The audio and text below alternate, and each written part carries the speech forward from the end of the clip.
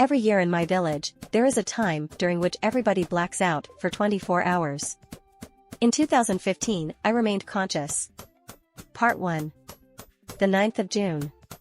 Historical day for some, ordinary day for others, and birthday to many.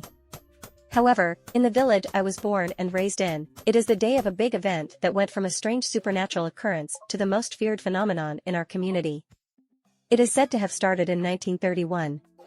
A whole day or 24 hours during which everybody and everything just shut down, and as a result, no device could never be used to document what events exactly occur in that time frame.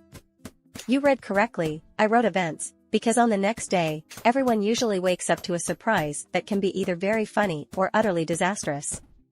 From the senior residents' testimonies, after the first blackouts, people used to just wake up in random places with no recollection of how they found themselves there. Things then evolved, taking a lighter tone, and people began finding themselves in bars, in other villagers' houses upon waking up. Just to give a few examples, the most common occurrence was called the after party, as most people would apparently gather at a random place, feast all throughout the blackout and wake up the next day with hangovers, sometimes half naked and again no memories about the events. Those events gave birth to very funny stories and speculations that helped people to cope with the strangeness of the blackout, until things took a much darker tone. Unfortunately, the most recent blackouts from 1983 introduced the whole village to a new form of terror. Honestly, just imagine being on the verge of passing out or sleeping, not knowing if you or your loved ones will ever wake up. The funny stuff was still happening, but along with very terrifying things. One time, a woman drowned in another woman's bathtub, another time, several children went missing and were never found, again just to give a few examples. There was at least one demise to expect and discover after every blackout from 1983. The most gruesome case was that of a girl named Hazel who woke up with a knife in her hand, and next to the eviscerated figure of a woman. Following the incident, she was forced to flee the village for good. Because of those demises, the villagers started to believe evil supernatural forces to be the culprits and began locking or even chaining themselves before every blackout to no avail. In 2015, my parents, my older sister Vivian, my younger sister Carla and myself Terrence, decided to try something new. Worried about us going out, or anyone getting in our house during the blackout, we put salt at every door and window hoping to stay safe. For extra precaution, we locked ourselves in our respective rooms and slid the key under the door, except for my father who opted for the bathroom. We then patiently waited for midnight and the blackout to strike, each of us provided with a fairly large plastic salt container. Lying on my bed, my eyes closed, my then 13 years old self recall thinking that I never had to wait that long for a blackout, and my nervousness kept on increasing by the minute. I then tried to read the time on my phone, but it was suddenly switched off. I noticed a strange darkness surrounding me, and it did not take me long to realize that the electricity was gone in the whole village. I retrieved my flashlight, but it would not switch on, just like any other device in my possession. I felt perfectly normal and wondered if I would just wake up the next morning without remembering anything, or if maybe the 84th blackout did not just occur at all or only affected electricity and electronic devices. This is when I heard loud bangs on a door as one of us tried to kick it open. After at least 5 kicks, the person had succeeded, and I thought it could be my father coming to our rescue after realizing that the blackout did not occur. "Dad?" I called, not getting any response. "Dad, is that you?" I asked again. I could hear the person walking calmly towards my door. "I think we're still lucid," I said before hearing the person kick on my door. I jumped back, surprised by such a behavior, while the person kept on kicking and successfully broke the door at the 4th attempt. I could not believe my eyes. It was Carla, my 9 years old little sister. "You," she spoke, with a deep and adult male voice. "You're not a vessel." "Why? Why are you not a vessel?" she asked, but I could not answer, paralyzed by her shining white eyes. "How did you do that?" "Carla? Carla, what's that?" I managed to ask. "Carla is unavailable," she replied, to my absolute bewilderment. "What? You broke the covenant. You broke the deal. The punishment for your crime is demise." She tried approaching but got repelled by the line of salt, surprisingly still intact, in front of the doorframe. I watched her walk away and come back with a knife in one hand and a bucket of water in the other. I grabbed my salt container and was ready to storm out through the window. Carla understood my intentions and threw the knife at me, missing her target by just a few inches. While I opened the window, I heard her pour the water to remove the line of salt preventing her from entering. I jumped out and started running aimlessly in the dark of the night. Outlander. I heard Carla scream behind me with rage in that deep male voice. Animalistic roars resounded in all the buildings surrounding me as I saw multiple pairs of white shining eyes appearing on the windows. I kept on running, wondering if this night would be my very last in this world. Whether positive or negative, reality and experience will always beat imagination and speculation. Was not it obvious?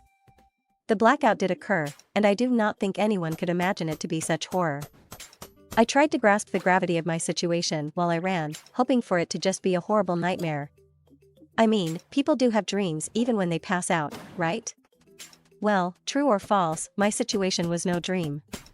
I was truly a 13-year-old boy, in a very dark place, afraid and alone, hunted by over 700 villagers ready to rip me apart.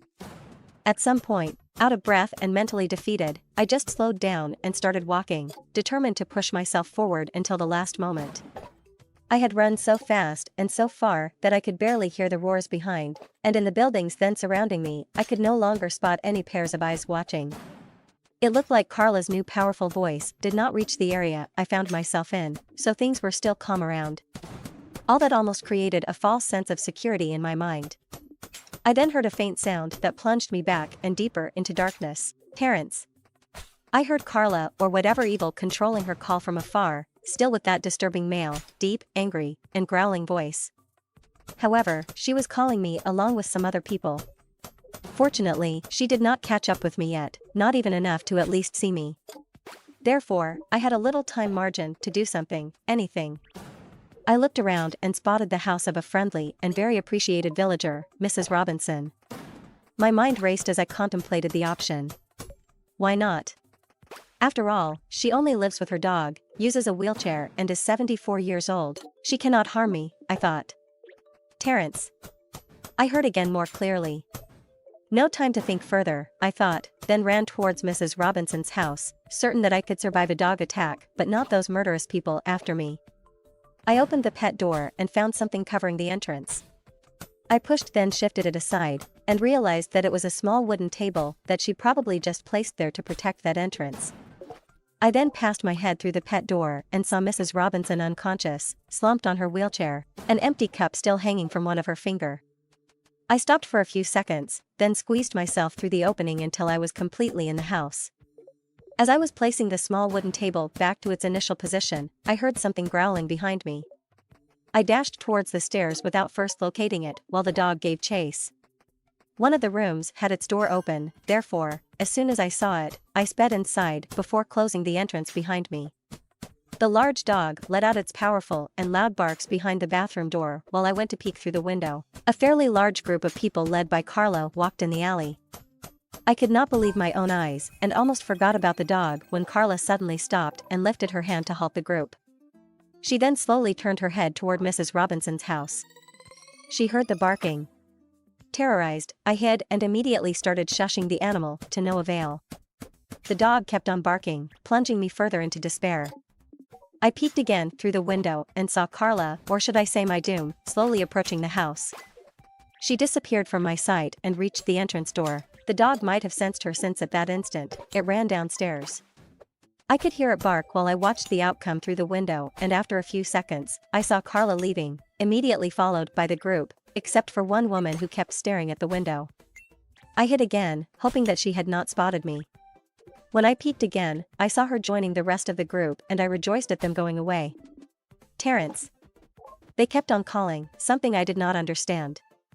I know that they were competent predators, but did they really expect me to answer? You can't escape, you'll pass away today. Carla added.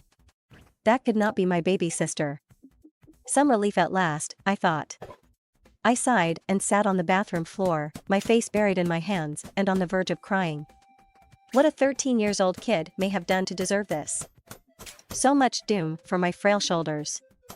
An entire village full of monsters with shining white eyes except for myself and a dog? Wait, I thought, where is it? I wondered when I realized that I could no longer hear it. I stood up and started looking for anything solid enough that I could use as a weapon. I literally ransacked the bathroom when something behind the bathtub caught my attention, a piece of brown cloth enveloping something apparently square. Overcome by curiosity, I took the time to pull it and discovered what was hidden in Mrs. Robinson's bathroom. There was a diary that looked ancient, you know, those that seemed to belong in a museum. I opened it and noticed that there was no writing inside, but only drawings, depicting various kind of situations, scenes, and maps. The representations were so different that it was obvious they were drawn by different people. However, I was sure that all of them revolved around the village and the blackout. The second item I found was a mechanical wristwatch, one of those powered by movements and not batteries. I knew nothing about the time when I found it. However, concerning the sunrise during that month in the village, I knew exactly when it usually occurred and was ready to set the time at that moment.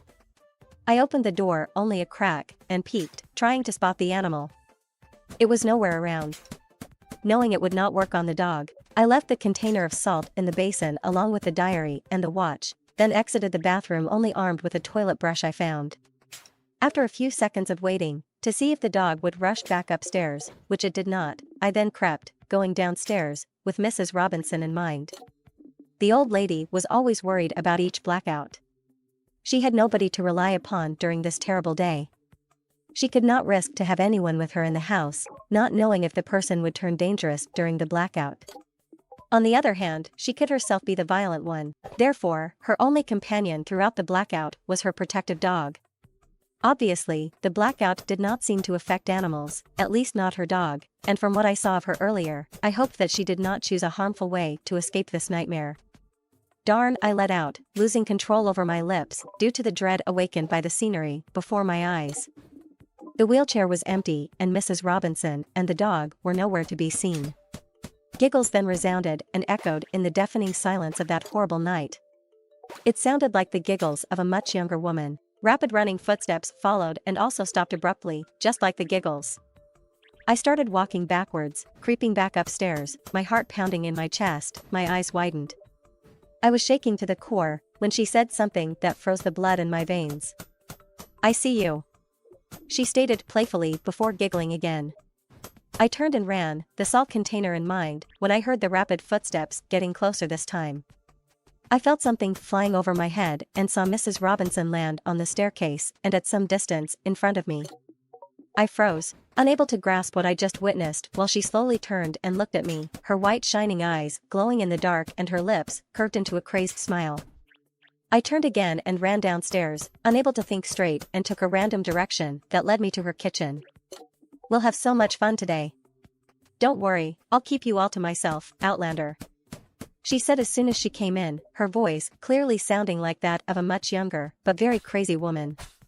"After all these years, I finally get a new toy. Well, Outlander, let's play a game," she added, her smile suddenly vanishing from her face and arming herself with the largest knife from the block set next to her. Please, Mrs. Robinson. You don't have to do this, you know, it's me, Terrence, Penelope's son," I pleaded, certain that she was about to hurt me mercilessly. Her reply, however, reflected her evil intentions and left no doubt in my mind. The game is called Red Bloody Kitchen. Red Bloody Kitchen. Mrs. Robinson sauntered towards me, her crazed smile back on her face. Toilet brush in hand, I braced myself for her vicious attack. She lunged at me, knife first, her shining white eyes filled with the glistening hope of lodging the blade into my lower belly. I dodged just in time and hit her with the brush by simple reflex. "Ouch," she said in a mocking tone, as we both knew I could not hurt her with that. At that moment, a clever thought crossed my mind. Red Bloody Kitchen? Yes, kitchen. Mrs. Robinson enjoyed the cat and mouse game, taking her sweet time to attack as she fed on my fear. That in return, allowed me to take quick looks around, allowing me to spot something I definitely needed.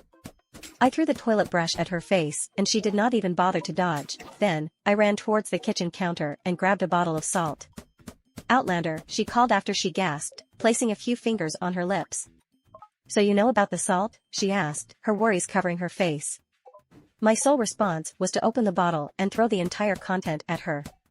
Once again, she did not move by an inch, and received the most salt right on her face, while I rejoiced in my heart, hoping to see her hurt.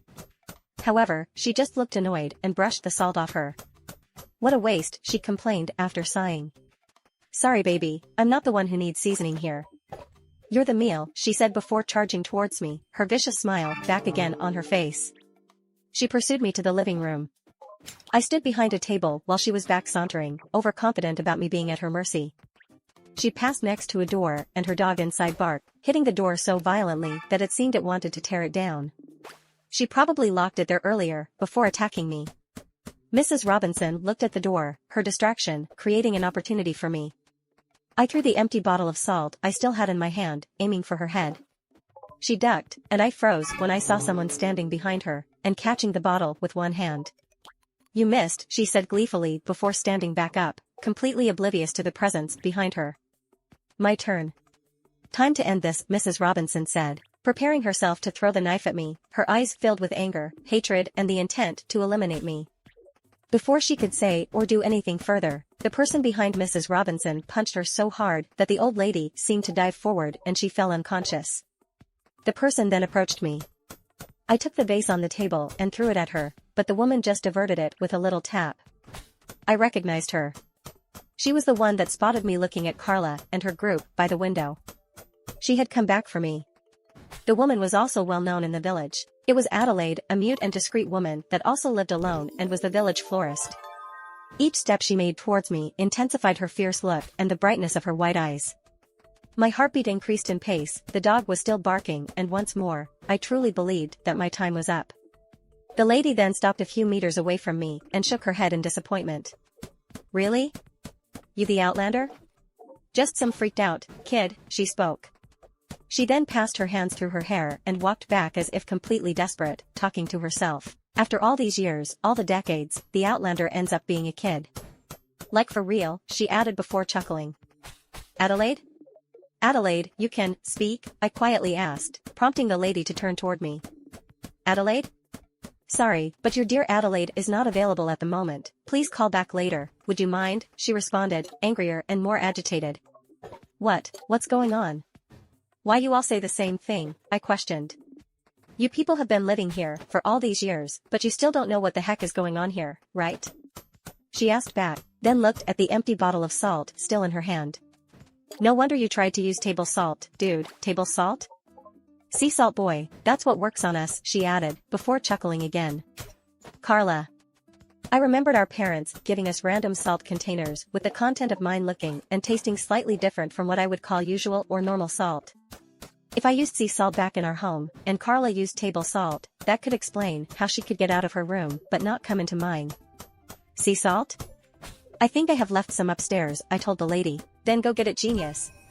Be fast, we gotta move before Grandma here wakes up, she replied. Wait, she's not gone? And, don't you want to eliminate me like all the others? I asked. It should be obvious by now. I'm not an executioner. So no, I don't want to eliminate you. But I really can change my mind if you keep asking such dumb questions. Like for real, she replied, crossing her arms.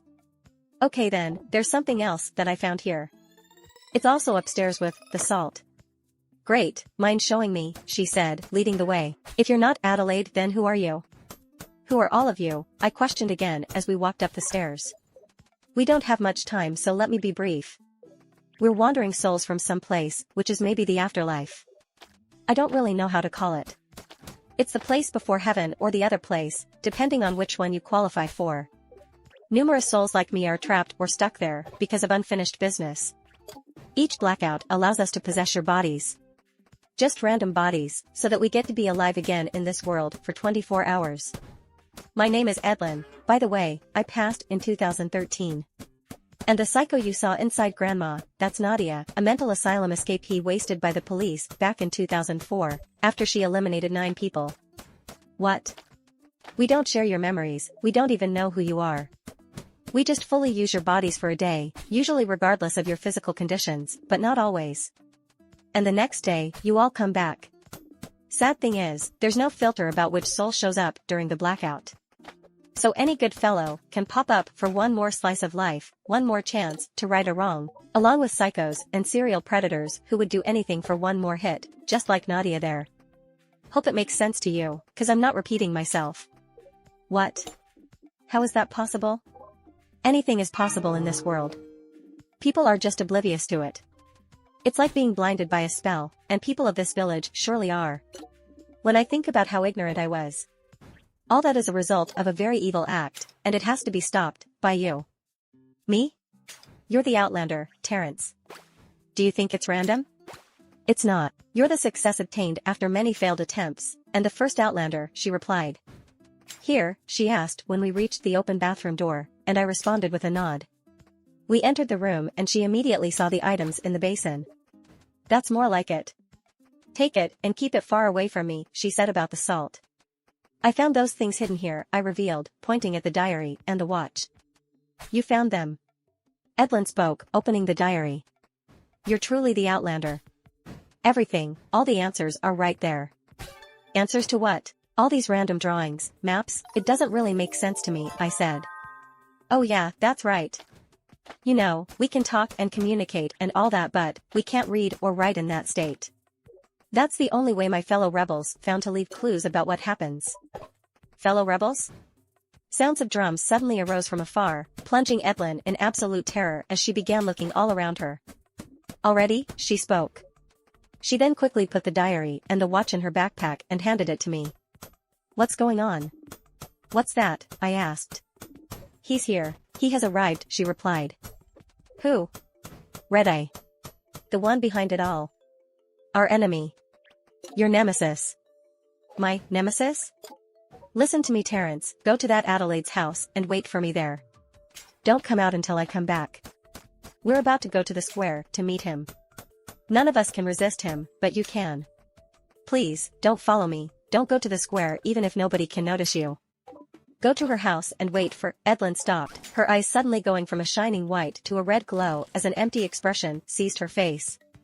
Edlin, I called, not sure of what was going on and what she was about to do. Long live Red-Eye, master of the craft, shepherd of souls. Long live Red-Eye, master of the craft, shepherd of souls, she repeated. Edlin then turned to the door, hypnotized by an unknown power, and walked out of the bathroom, still repeating the same words. I followed her closely, even though she no longer paid any attention to me.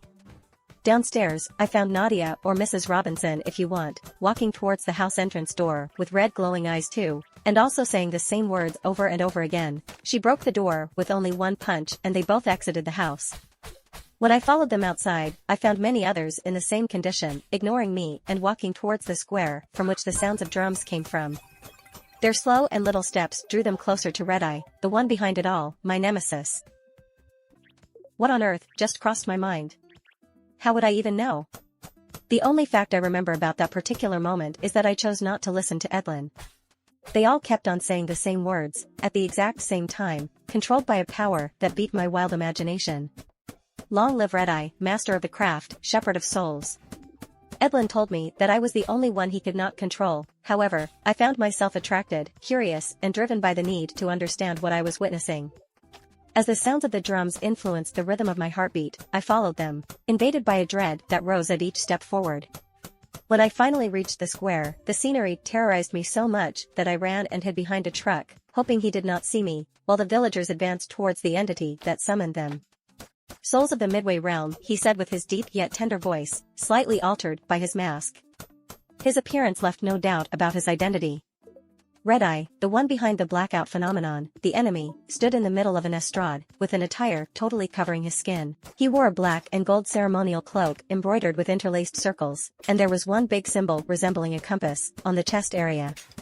The nemesis face was hidden behind a golden mask with sealed facial features, except for a third open eye on the forehead through which a bright red light shone.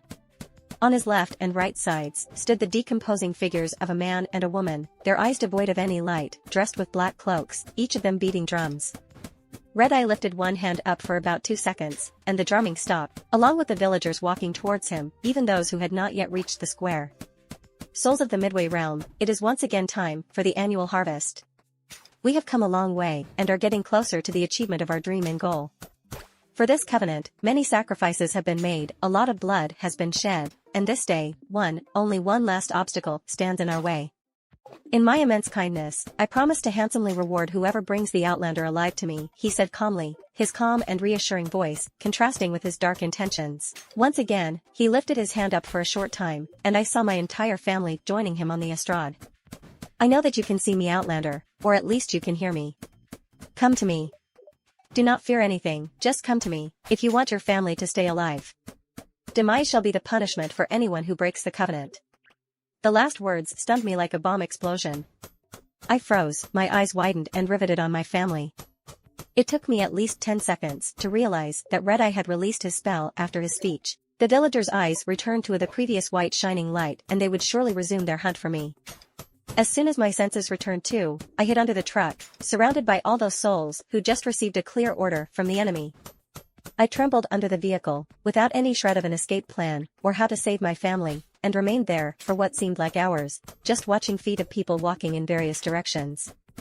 Nevertheless, my hiding place turned out to be the perfect spot to eavesdrop on the most unbelievable conversations. Somebody then crashed on the floor all of a sudden, right next to the truck. I do not know who or what dropped him there, and especially who or what mangled his body. It was Mr. Pavel, a friend of my father. He noticed me hiding, and smiled viciously through his agony, trying to say a word and point at me. I shook my head, begging him not to do it, my heart about to explode in my chest. Before he could doom me, the white light in his eyes disappeared and one more villager had expired. As soon as the opportunity arose, I got out from under the vehicle and ran towards the nearest building. I looked around and ensured that nobody could see me hiding, then peeked in the direction I came from to confirm that nobody saw me running. However, when I turned, intending to proceed to Adelaide's house, I found myself face to face with Colin, a police officer. Paralyzed by fear, I stood immobile, waiting for him to shout and alert his fellow souls. Instead, the soft and worried voice of a very young boy resounded as soon as he spoke. "Have you seen my mommy and my daddy?" he asked. No. Sorry kid, I haven't seen them. Are you lost? Where did they leave you? I asked, clumsily and nervously. I don't really know. We were in the car. Mommy and daddy were yelling at each other, and then, they screamed. And then, there was a big noise, and I woke up somewhere, but they were not there anymore, said the little boy inside Colin. What a sad situation, I thought as I sighed. How would I explain demise to such a little and innocent soul? Can you help me? He requested, obviously unaware that he was talking to the Outlander. What's your name? Carson. Listen Carson, I don't know, I can try. But first you have to give me that, I said, pointing at the gun in Colin's holster. He looked at the pistol, and almost gave me a heart attack when he just unholstered the weapon without precaution and handed it to me. I grabbed it, put it in the bag, and sighed in relief, but before I could say or do anything, I heard the word I will always hate till the end of my life. Outlander. Somebody shouted from afar. Fear overwhelmed me instantly, and I took off running watched by an unfazed Carson, oblivious about everything that was happening. I think about it now that I am typing this and cannot help being sad and sorry, but my only objective at that moment was survival. Once again, I ran taking random turns while ensuring that I was getting closer to Adelaide's house. Most, if not all of them, ran in the direction of the soul who shouted, while some of them jumped from roof to roof, roaring like tigers. Alternating between hiding and running, I made my way to Adelaide's house, unnoticed, until I reached her living room window. Suddenly, somebody opened it, seized me by the collar and yanked me inside. It was Evelyn. I thought I told you to wait for me here. Why you teens never listen, she spoke while I gathered myself, not knowing what I could respond. You could have been caught and eliminated. Had a friend create a diversion for you. Eliminated? I thought Red Eye needed me alive, I replied. Oh really? Newsflash, hero, he ain't planning on keeping you alive, he just wants to eliminate you himself. If it means survival for my family, then so be it, I spoke after standing up. A moment of silence followed before Evelyn broke it with a sigh. I understand Terrence. But remember, there are many more lives involved in this than just your family. I'm not letting my family be eliminated, you understand? I growled, on the verge of tears, my mind, emotions, and feelings wrecked by a night that was turning more and more nightmarish. What would you do? I have a plan. But there's something I need you to do first, Evelyn said calmly. A plan? What do we do? You're a human, Terrence. I will keep watch until dawn, but in the meantime, sleep. You need it. Her words echoed in my mind with a relaxing effect. I needed to rest, indeed. Aided by the sense of security provided by her presence, I fell asleep almost as soon as I lied down on the nearest couch. Reality soon reminded me that nowhere is safe during a blackout. It started with faint thumping sounds, loud enough to make anyone jump, especially in such circumstances. I woke up and noticed that Edlin was absent. Edlin, I called, only getting silence for an answer. Forgetting that I had salt, I took out the weapon from the backpack with no idea about how to use it. I was just ready to pull the trigger. I followed the sounds to a cupboard in Adelaide's bedroom. Its door had the symbol resembling a compass that I saw earlier on Red-Eye's ceremonial cloak. Upon opening it, I discovered the hidden entrance of a secret and very dark basement. The sounds came from there. Should I just leave? If I do, then, what about Edlin? She proved quite absent for somebody who promised to keep me safe while I slept. Was that her? Edlin? Edlin, is that you? I called. The culprit just ignored me, and the thumping sounds continued. Going there without any source of light was not happening. I went back to the kitchen in search of anything useful and only found a matchbox. Disappointed, but still determined, I made my way back to the basement entrance. Its darkness contrasted with the flowery setting of Adelaide's house, a fact that watered down my fear and fueled my curiosity about why a florist had a hidden basement. I remember my 13-year-old self hoping not to find a giant carnivorous plant in there as I stepped on the staircase. With the heavy gun still in my hand, I lighted the first match that I immediately dropped because my whole being trembled at the unknown, waiting for me in the depth of Adelaide's basement. I lighted another match and progressed, the thumping sounds getting louder, and I finally reached the end of the staircase after the fifth match. On the wall next to me, I spotted a wooden lever which I pulled, despite knowing there was no electricity. To my surprise, after hearing a clicking sound, the thumping noises stopped, and I saw several wall torches light up to reveal a much more disturbing scenery. Multiple dry bones littered the floor, and paintings covered the walls, all leading to a shrine made of countless human skulls above which there was a big representation of Red-Eye. A few meters away, there was a desk covered with books and notes, as well as 4 metallic doors each provided with a small and square vision panel. 3 of the doors were closed and 1 was open and broken, revealing the darkness inside one of the rooms. Edlin, I quietly called, immediately answered with 2 shining white eyes appearing on the vision panel of one of the closed doors. I gasped and jumped back. You're not her, the soul said. Who? Who are you? I asked. Please, please. Let me out, please help me before she comes back. Who? Before who comes back? Edlin. She's crazy. She eliminated them all. She will eliminate us too if she comes back. She's crazy, can't you see her shrine? Please, let me out. Help me. Almost knocked out by such a revelation, I advanced, taking a closer look at the shrine, before I turned to the desk, while the prisoner kept on pressuring me for help. I opened the first book my hand landed on, and was immediately greeted with what resembled witchcraft symbols, ritualistic imagery, and instructions. Wait. I know that souls like you are super strong. Why didn't you break the door? I asked. Take a closer look, boy, he answered. I approached the metallic door and could see what prevented him from leaving. There was a layer of something viscous that had dried and that was mixed with sea salt. She put it everywhere. On the door, the walls, the ceiling, except the floor. I tried to dig, but the ground is too strong, the soul said. The noises? It was you. This nullifies our power upon contact, and it burns. I can't even punch it or kick it. And I don't have any clothes I can use, and it's cold here, please, help me, he pleaded. How do I open this? I questioned. I wouldn't do that, Edlin suggested behind me.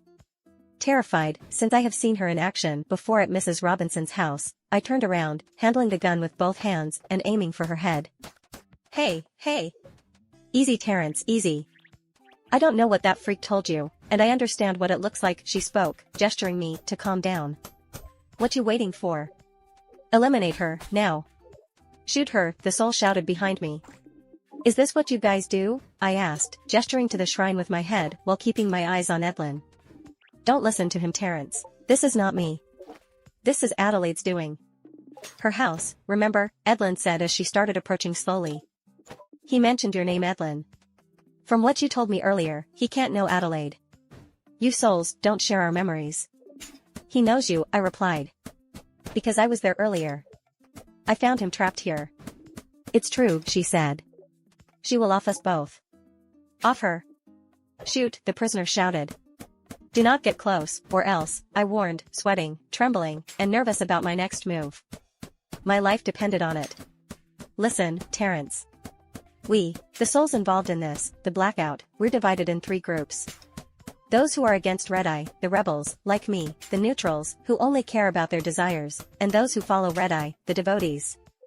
Flavio, the soul inside that guy behind you, he's one of them. The only thing he wants is to join the others out there, Edlin revealed, still approaching. Off her before she eliminates you. Flavio shouted. Edlin, don't come close. Don't make me do this, I spoke, still shaking and slowly stepping back. Watch out, she shouted, pointing at Flavio behind me. A strong hand seized me by the collar and yanked me towards the metallic door. In absolute panic, I pulled the trigger several times, shooting until no bullet was left. In the struggle, Flavio's forearm made contact with the salted mixture, and he released me before screaming and crying in pain. I stepped away from the door and dropped the weapon, while a crouched and curled up Edlin slowly stood up. We both looked at Flavio's cell door in silence for a few seconds. Is it that bad? I asked her. Yes, really, really bad, she answered, showing some severe burns on her right hand. I woke up in one of the cells, without a single cloth. I had to pull out enough hair from Adelaide's head, wrap it around the hand to safely punch open that door, she told me, pointing at the broken door. Adelaide. Maybe a line of salt in front of the door would have done the job.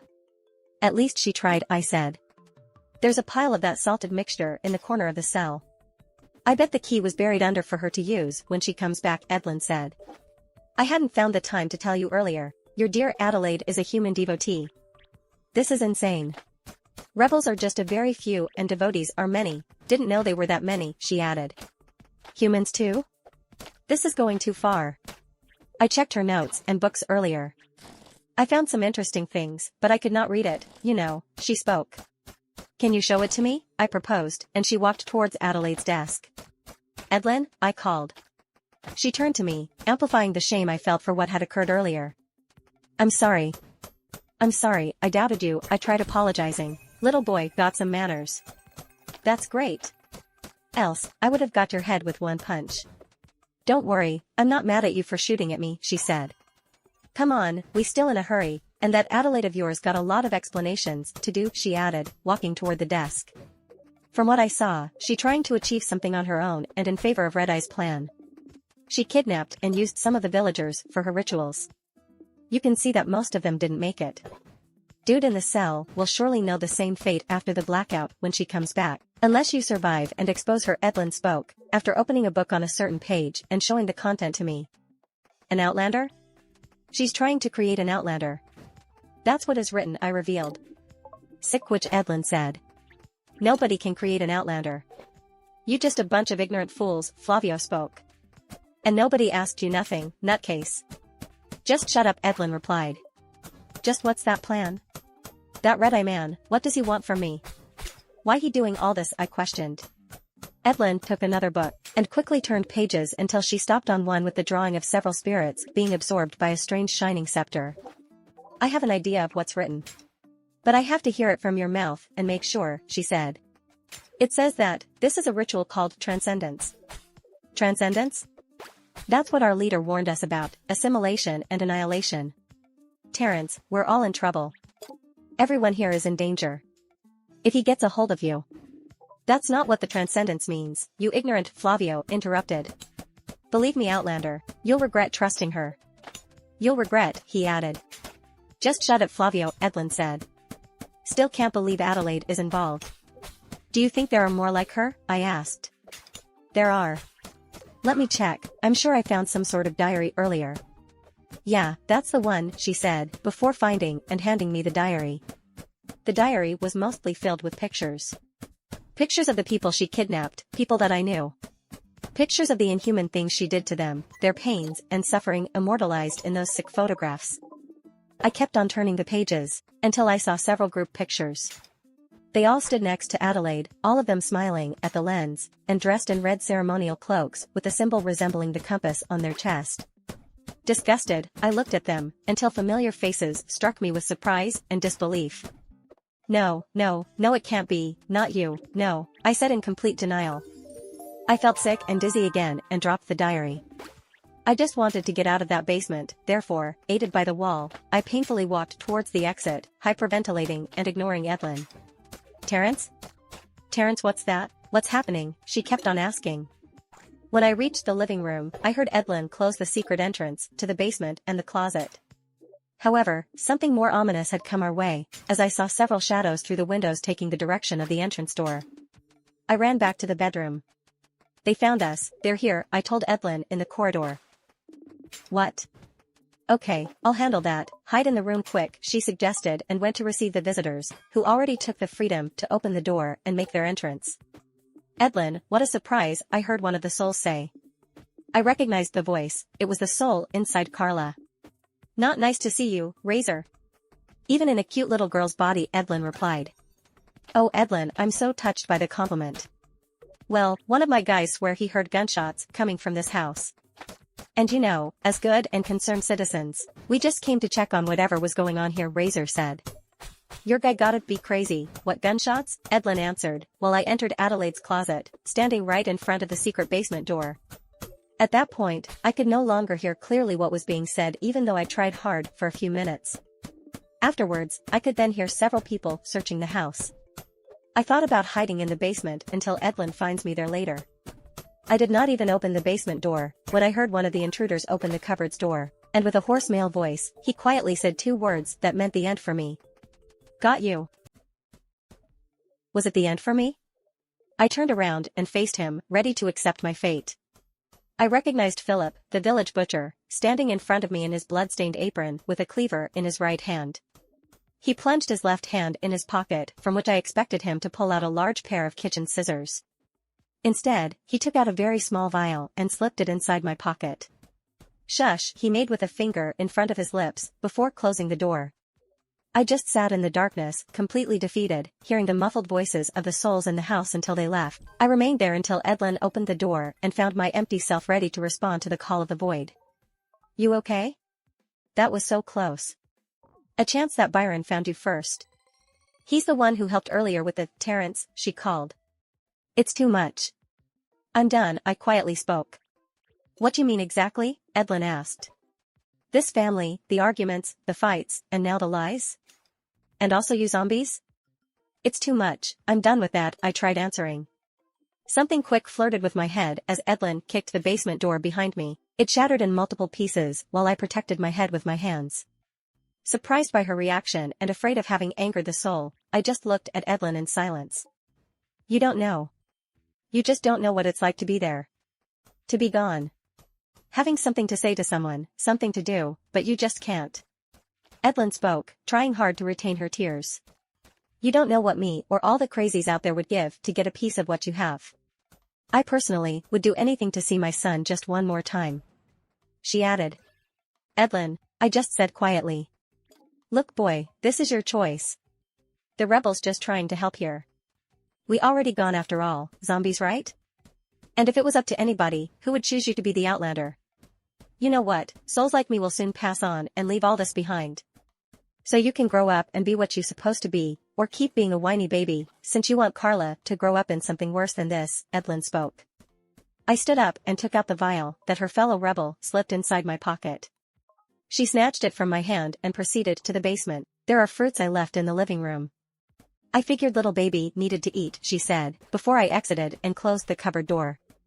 After having a much-needed meal, I sat next to a window, hidden behind a curtain, and contemplated both the view and Edlin's words. What exactly is the duty of an Outlander? What will my family and all those people become if I fail to whatever is required of me? What about the monster I saw smiling next to Adelaide on the pictures? I kept on thinking for what seemed to be ages, unrealistic scenes of complete anarchy playing before my eyes, a chaos that suddenly wiped out my comfort and security as I heard someone storm inside the house through the kitchen's window. An invisible struggle followed, patterned by the breaking sounds of wooden furniture and glassware. Right before its protagonists were about to step in the living room, I slid myself under the nearest table and saw Kirsten and Landon, the village couple of teachers, emerge from the kitchen through the open door, engaged in an intense fight that led them on the floor. My beating heart wished for them not to spot me hiding as I froze completely, my eyes riveted on the surreal scenery.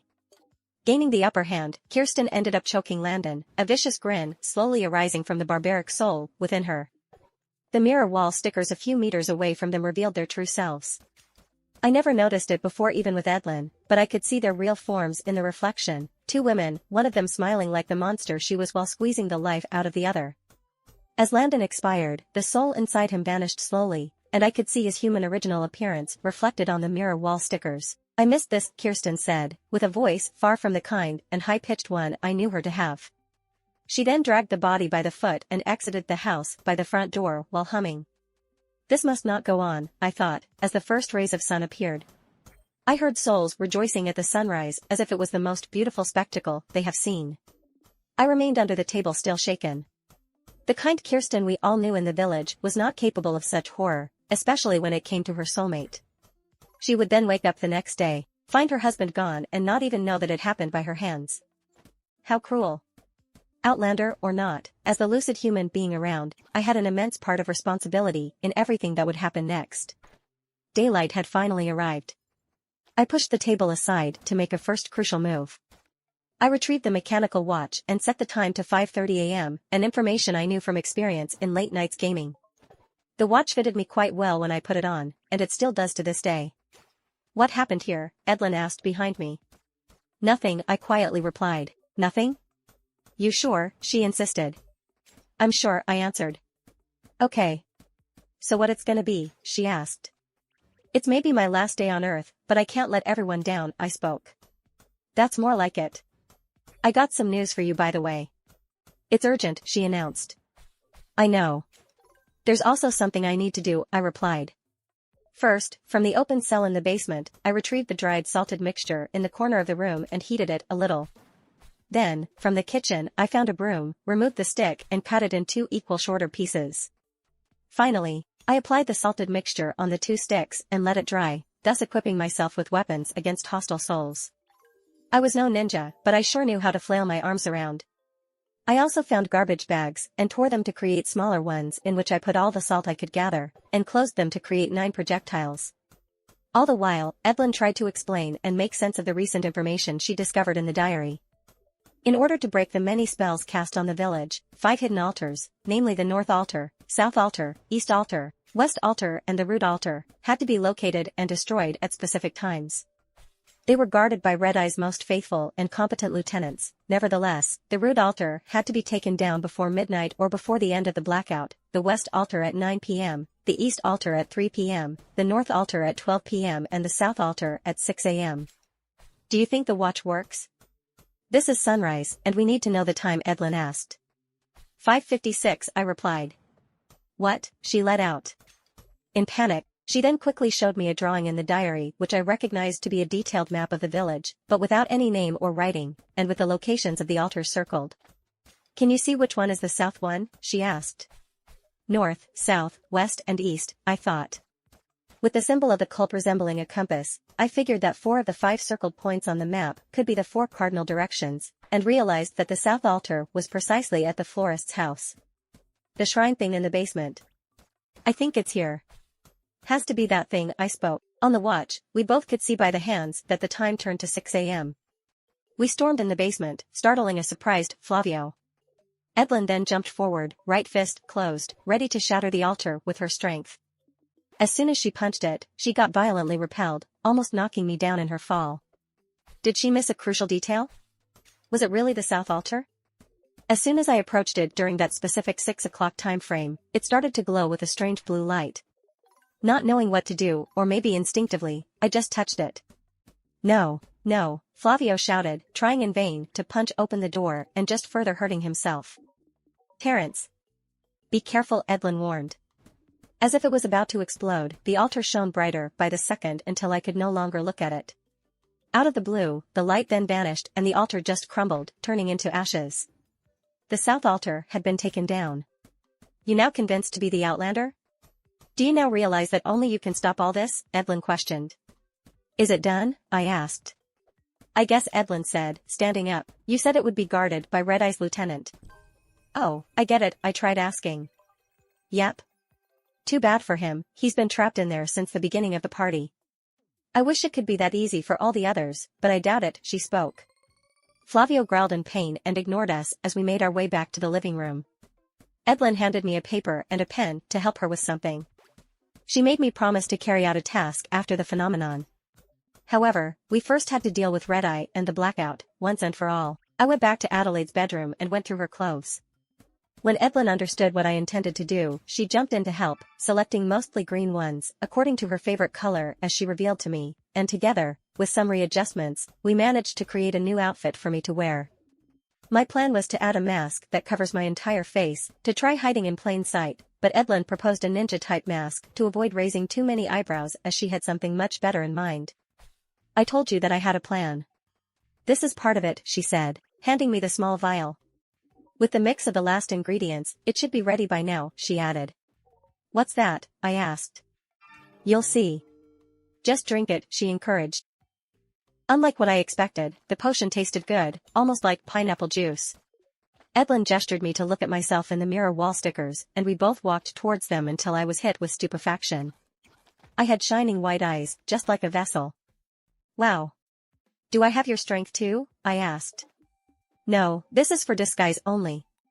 It can last for 2 days straight, she revealed, ravishing me with the genuine smile of her real appearance in the reflective surfaces. While getting ready to depart, I wore Edlin's backpack after hiding my assault weapons inside. Then we waited indoors to avoid unnecessary exposure. Slowly replaced by the fear of the unknown, the assurance I built up earlier started to fade as noon and new threats loomed. At around 10:30 a.m., we stepped outside to what looked like a beautiful day, trying to hide an ugly reality that I, particularly, had the task to correct. Therefore, Edlin and I made our first steps toward the north. Under the sun, Edlin and I walked among the many souls scattered around the place and busy exploring the beautiful summer landscape.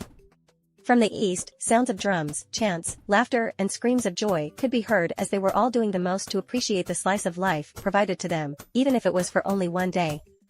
On our way to the north, Edlin would not stop talking about random things.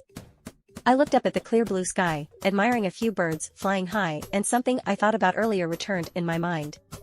Edlin, I called, interrupting her train of words. What's up? She replied. What's your plan exactly for my family? I asked.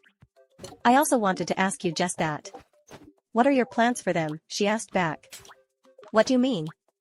I want to save them. Red Eye threatened to eliminate them and you told me you had a plan, I said. They all vessels for now, with souls within them. Unfortunately for you, your baby sister got the jackpot with Razor inside of her, one bloody freak. And right now, you on a quest. So my question is, what are you going to do if they stand in your way? Like between you and an altar? You're ready to face your own family? She questioned. I stopped walking, unable to answer anything, struck by the valid point raised by her question. Would I be able to hurt my sisters or my parents? Look, I know you're worried about your family. But the thing is, you and them will have much more to worry about if you don't do what you gotta do, Edlin spoke. My only response was a nod. I found myself involved in 2 races against 2 clocks. I did not know if I would destroy all the altars in time and how much time did I have left before Red Eye makes his move on my family. Edlin and I resumed walking toward the north, resolute to end the nightmare. We reached our destination at 11:48 a.m., immediately welcomed with terror screams from the Helbert family gambrel barn. Several souls exited the building from any opening they could reach, be it door or window, terrorized by an enemy yet to be seen. With complete disregard for us, they were running for their lives when Edlin managed to catch one by the arm for a much-needed inquiry. Hey! Hey, what's going on? What's in there? She asked the fearful soul, which response only came in one word. Hybrid, he said before freeing himself from Edlin's grip. At that instant, I witnessed something I never thought I would. Edlin made several steps backwards, trembling with worries covering her face, and her eyes riveted on the barn. Hybrid? What did he mean by that? I asked, only to be ignored by Edlin. Edlin, I called. Terrence, you sure it's here? She asked. Hey! Don't call me that here, you want me to get caught? I mean, I'm sure the map is leading right here, I answered. One of those things? Here, she quietly spoke, shaking unconsciously because of something all of them seemed to dread. Okay, let's go, Edlin said. She was afraid. Edlin and I walked through the open front door and entered the barn.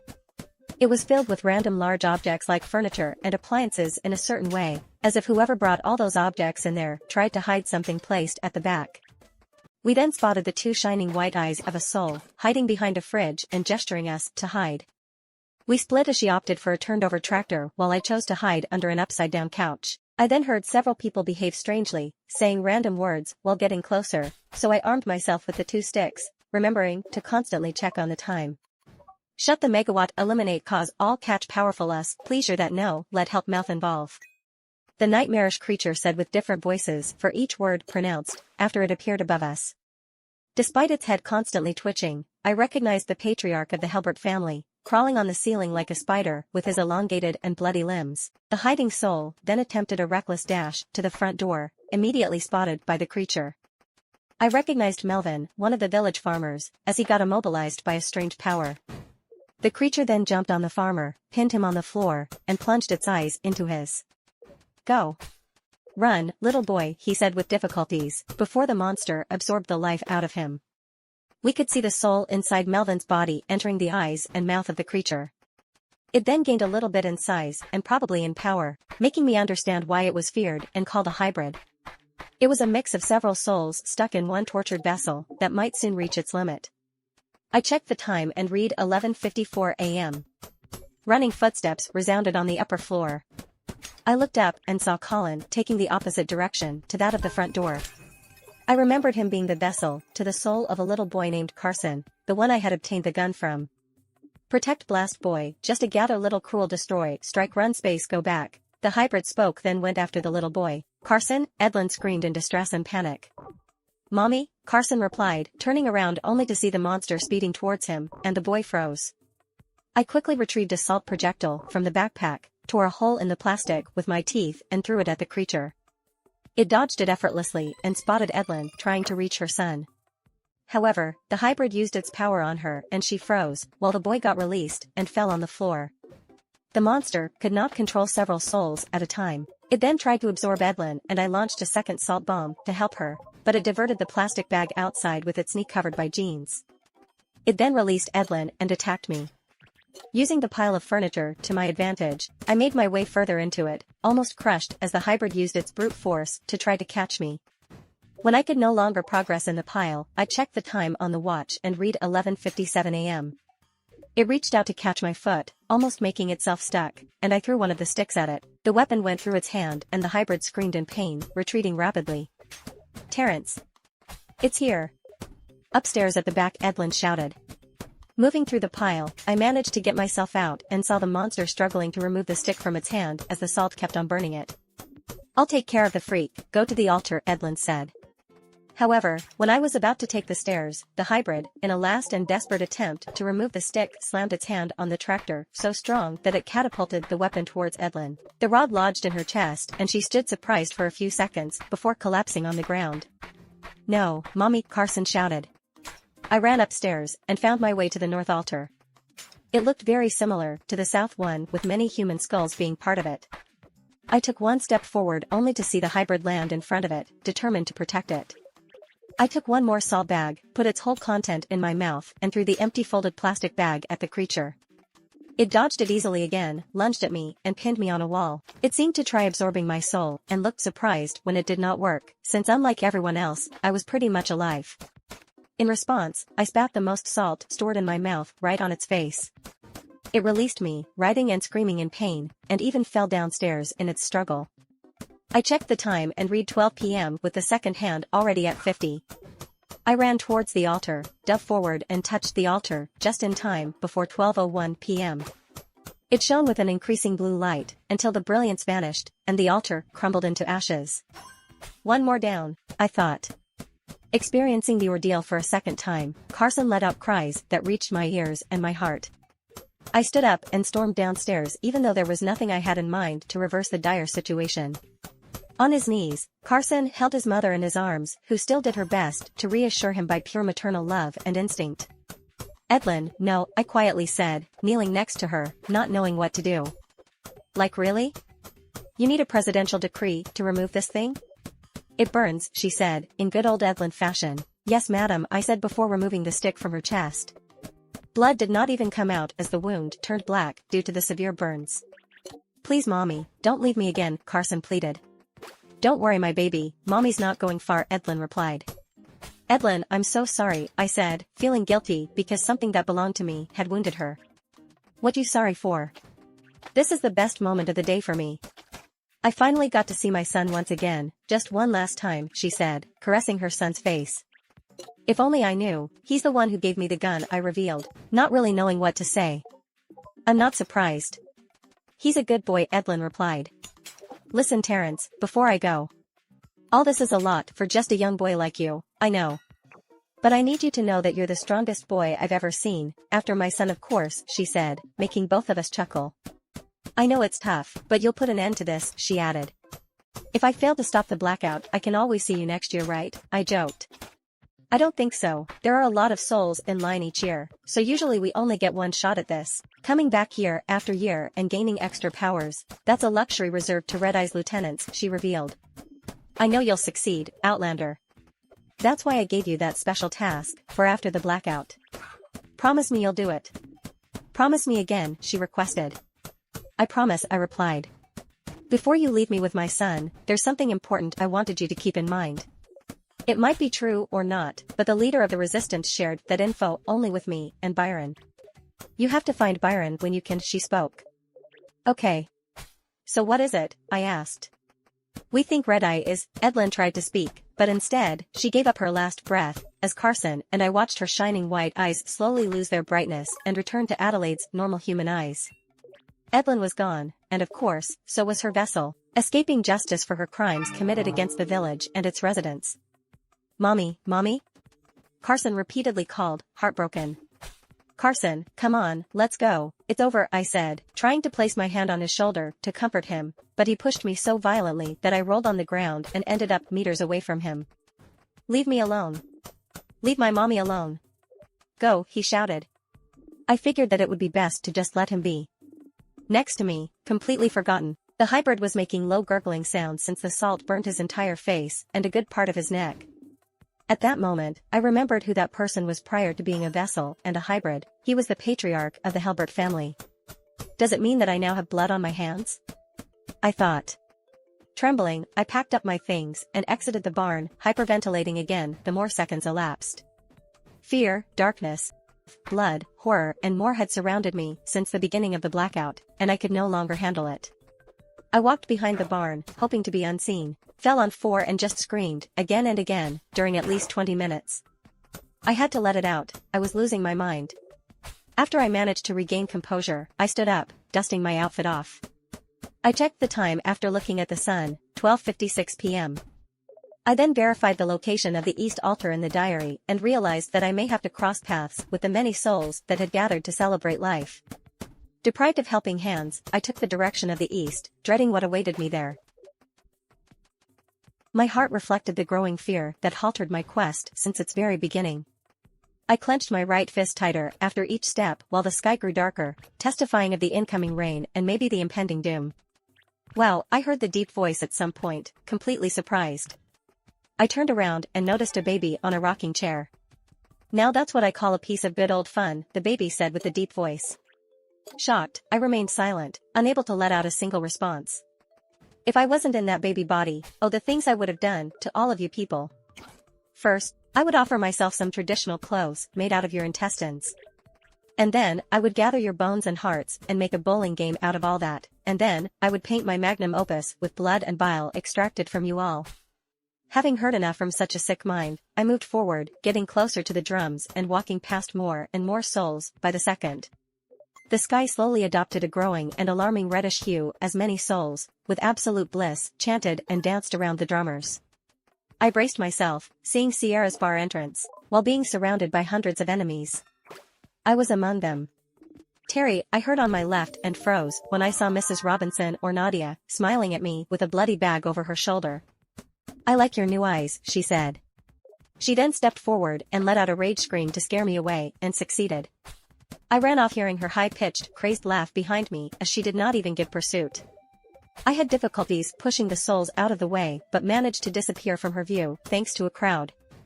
I then emerged from the crowd, walking backwards and looking in its direction to see if Nadia could be after me, when I bumped into a soul.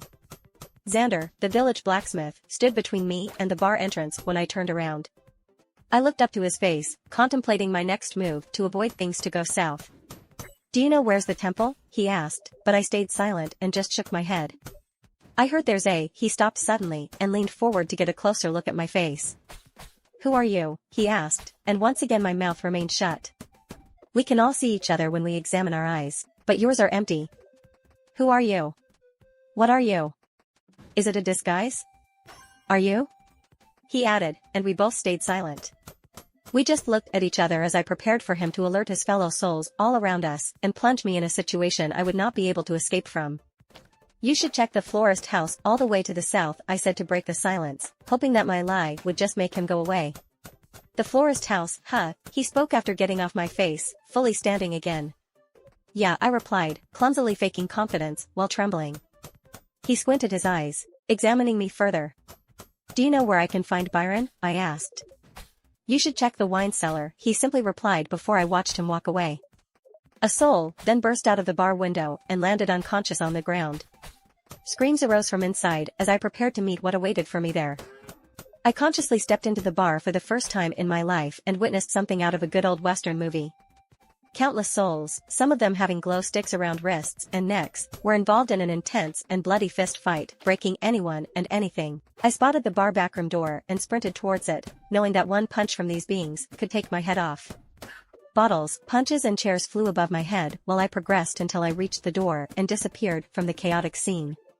"Byron?" I called, unanswered. I took my breath a little, then walked as slowly as I could in complete darkness. I checked the surroundings and stepped into an office where I discovered many more glow sticks, clean and private restrooms, before I found the wine cellar. I used the glow sticks, putting so many of them around my arms that I seemed to have laser upper limbs. It was darker there, yet impressive. Many bottles of all kinds of beverages, along with specific annotations, decorated several shelves of the spacious room. It looked like a library of drinks. "Byron?" I called again, to no avail, and fear arose as I contemplated the idea that I might have walked into a trap. Soon, I discovered a trail of blood that led to and disappeared under the door of a small room, reinforcing my dread. I tried to open it, but it was locked and I was not having it. For the first time in my life, I started kicking a door, and just like Carla, I never stopped once until it burst open. There was no Byron, a lot more blood, but most importantly, I had found the East Altar, at 14:39 p.m. "Byron," I said quietly. Too late, someone whispered behind my neck before I was violently yanked away from the altar. Landing on Edlin's filled backpack helped reducing damages. I stood up and watched Nadia pull out Byron's, or should I say Philip's, head from her bloody bag. She looked at it, then looked at me and kicked it in my direction. I crouched to dodge it and stood back up. "Trust me, honey, you don't want to know what happened to the rest," she said, then sauntered towards me. I ran for my life, losing myself between shelves, with the hope of evading her. I had glow sticks that I needed to see in the darkness, and that also gave away my exact location. "No hiding, Outlander. I know all the little secrets of this place," she said. "You kicked the hybrid? Impressive. I knew you were so much fun. But your tricks won't work on me, baby. I've waited so long for us to be all alone. I've so much fun plans for you," she spoke. Trapped and lost, Nadia caught up with me as I searched the backpack to serve her salt. She kept advancing, I tore a hole in the salt bag, she started running, I threw it at her and the salt covered her face. Nadia screamed in pain as smoke emanated from her face, but she soon started laughing. I stood appalled, and watched her remove her hands from her face to see her destroyed skin regenerate. "Red Eye made my skin much tougher than the others, honey. Told you, your tricks won't work," she said, smiling. At that moment, the ground trembled and I feared that the wine cellar would crumble and crush us. She on the other end was laughing hysterically like the crazy soul she was. "He has done it. It worked.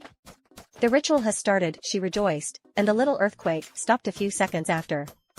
"Red Eye was right, there's life in blood. I understand why he wants to use yours. For his sick ritual? That's why he wants me alive," I quietly said. "This may have changed Outlander. Razor brought some brushes from your house to him. Free DNA samples from you to further his plans. As you can see, it's working. He might still wants to use your blood, but I don't care," Nadia spoke. I retrieved my 2 salt-covered sticks. Nadia attacked, lunging at me like an animal. I sidestepped her, then hit her neck. She screamed in pain while I seized the opportunity to flee and find the altar again. I checked the time and saw 14:57 p.m. I found it at 14:59 p.m. and looked behind me only to see Nadia leaning against a shelf with her arms crossed, waiting for me. Go ahead, do it. I don't get paid enough to look after that silly thing. Anyway, you won't get out of here alive, she said. She indeed did not care. At 1500 hours p.m., I released one of my sticks and touched the altar. The same things that happened with the other ones occurred again, from the strong light to the altar's crumbling. One more down, I thought. You done? I then heard right behind me. She then seized me by the neck when I turned around, lifted me and pinned me on the small room wall. I tried hitting her with the other stick, but she took it from me and threw it away, ignoring the pain it caused her. That time she meant business. No more games, she said, squeezing my neck tighter. I began to choke, but still managed to retrieve a salt bag with a desperate and ultimate plan in mind. Nadia, I love you, I managed to say, clenching the salt bag so tight that some of my fingers tore it. Huh, she responded, so weirded out by the statement before she burst out laughing. At that moment, I shoved the salt bag down her throat and she immediately released me. I will never forget the gurgling sounds she made as the salt instantly burned her throat and inside. She was walking away aimlessly, and I slowly followed behind her, after picking up my weapons and putting them in the backpack. He made your skin tougher, right? You forgot you were tough on the outside, but weak on the inside, I spoke. The crazy soul then picked a random bottle, broke its top and threw the content at me. Surprised, I could not dodge in time and received red wine on my face and torso. She exited the wine cellar, and I remember heartlessly thinking that she was taking too long to be gone. I picked a bottle myself with the intent to break it on her head and followed her. She stepped out of the back room and so did I, still on her trail. The fight had stopped and the bar was empty. She reached the outside and crashed on the ground. Partying and rejoicing had stopped as all the souls contemplated the then completely red sky. The soul standing closer to the bar entrance looked at me. I ignored them and looked back at Mrs. Robinson, passing away with a crazed smile on her face. She winked at me before her eyes lost the white shining and she expired. Hey look, one of the souls shouted, prompting all the others to look at him then at me. I did not understand what transpired before I took a look at my face using the bottle in my hand. I stood in front of hundreds of souls, ready to offer me to an occultist for sacrifice, and my eyes were no longer shining. Under the red sky and the numerous pairs of bright eyes, I remained still for a few seconds before I chose to exploit the circumstances and the tension. I threw the bottle high in the air and in their direction, and of course, they froze, watching the container and expecting an occurrence, while I ran back inside the bar. It only took them a few seconds to realize the little trick before officially launching a new chase. Outlander, I heard from outside. Once again, they made those animalistic sounds while pursuing me. I never knew why they made them, and why Edlin never made those noises. I felt like a prey, hunted to be devoured in a sick ceremony. I found my way back into the wine cellar, hearing them getting close, and about to finally corner me. Terrence, I heard, distinctively. It did not come from any direction, instead, it seemed to come from my own head. Terrence. Can you hear me? I heard more clearly. The voice, the tone, they did not leave much room for mistakes. It was the voice of Edlin. Edlin? Edlin, is that you? I asked. Listen very good, Terrence, we don't have much time. They're close. I need you to do exactly what I'll tell you to do. But before, I want you to remove all the glowing sticks, she requested. What? I won't see a thing without these, I said, right when the souls tore down the wine cellar's door. Trust me. I won't let you get hurt. They hear, you need to move. Okay, I responded and obeyed, completely confused and lost, plunging myself in absolute darkness. Run, Edlin shouted. I dashed forward, expecting to bump into bottles and hurt myself or into a hostile soul. Turn left. I obeyed, with no idea of what I was doing and hearing the souls getting closer. Turn left. Again, I obeyed and already, I could no longer see the glowing sticks that I had left behind. Outlander? Where are you? I heard a few meters away from me. I stopped in fear and looked around me, but I could not see any vessel, not even their white shining eyes. Terrence, don't stop. Run. Turn right. I did, even though it started to seem illogical for me to not meet any obstacle from what I remembered to be the layout of that place. Turn left, she said again. What's that? What are we doing? I questioned, almost out of breath. Just obey. Turn back. Keep running, she yelled. Other bizarre instructions followed: jump forward, crawl forward, walk backwards until the left and right commands were getting so frequent that I started to feel dizzy. The more I obeyed, the less I heard the souls, but at some point, my head was spinning so fast that I crashed on the floor. Yes, I was in a wine cellar, yet I did not plan to get inebriated, talk more of doing so without a single sip. I shook my head and widened my eyes while standing up. I was no longer in the wine cellar. I was in a corridor. Edlin, I called while looking around me. The two ends of the long corridor were plunged in darkness, despite the walls and ceiling slightly glowing in a pale blue. They were decorated with strange representations and symbols, including drawings of Red-Eye that were scratched up for reasons I was about to know and understand. Terrence, she responded calmly. What's this place? Where are you? So, you came back? I asked. She did not respond, and that alone was enough to send me back into the pit of guilt I spent hours to climb out from after her demise. Terrence, she simply called again as I perceived a certain sadness in her voice. Edlin, I'm so sorry for what happened with the hybrid, I apologized. You fool, I heard multiple voices say at the same time, and feared in a split second that another hybrid had me at its mercy. Multiple red eyes shone at the end of the corridor I had my eyes on. I turned around to flee, but saw the exact same eyes on the other end and realized that I just fell into a trap. I alone lured you into this realm, the voices added. Edlin, I called in despair, refusing to believe that those things had used her voice to trick me. You smell just like him, the red-eyed shadow said as they began to approach. They seemed cloaked with a cloud of darkness transporting them in all their movements, hence plunging the corridor in more darkness as they approached from both ends. I took all the remaining salt bags that I had and threw them at the two shadows with no effect.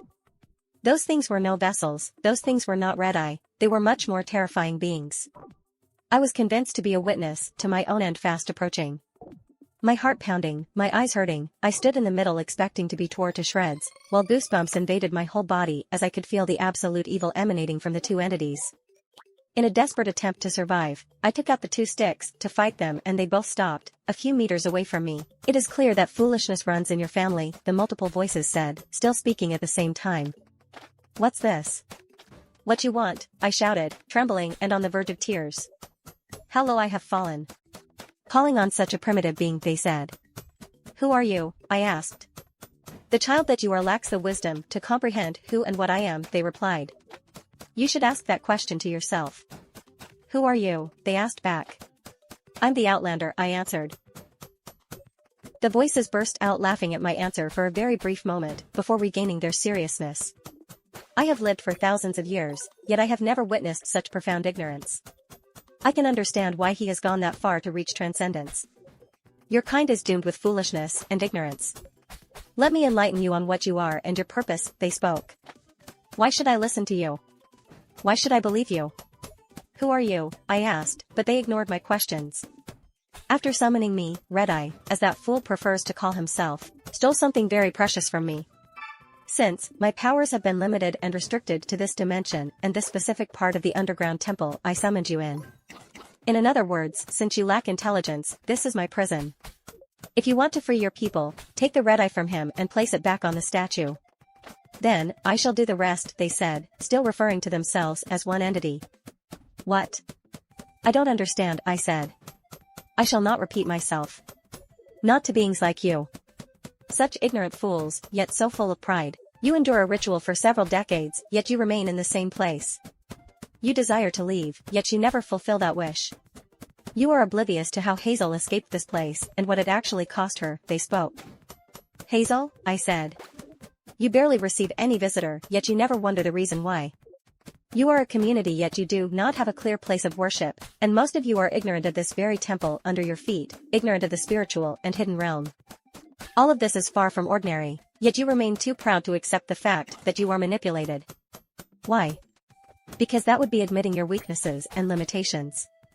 You disgust me, it said. From what I heard, it's clear that you're the one who needs my help, I responded, and the provocation made it approach them more from both sides, before it stopped again, now a few inches away from me. Child, I have lived for thousands of years and shall continue to live until the end of everything. You on the other end do not possess such privilege. I could rip you apart this instant and indent the plans of that fool, but what consequences will this have for you? For Carla? For Vivian? For your parents? For the promise you made to Edlin? It questioned, each time taking the voice of the person it referred to while speaking, and silencing me with its insightful response.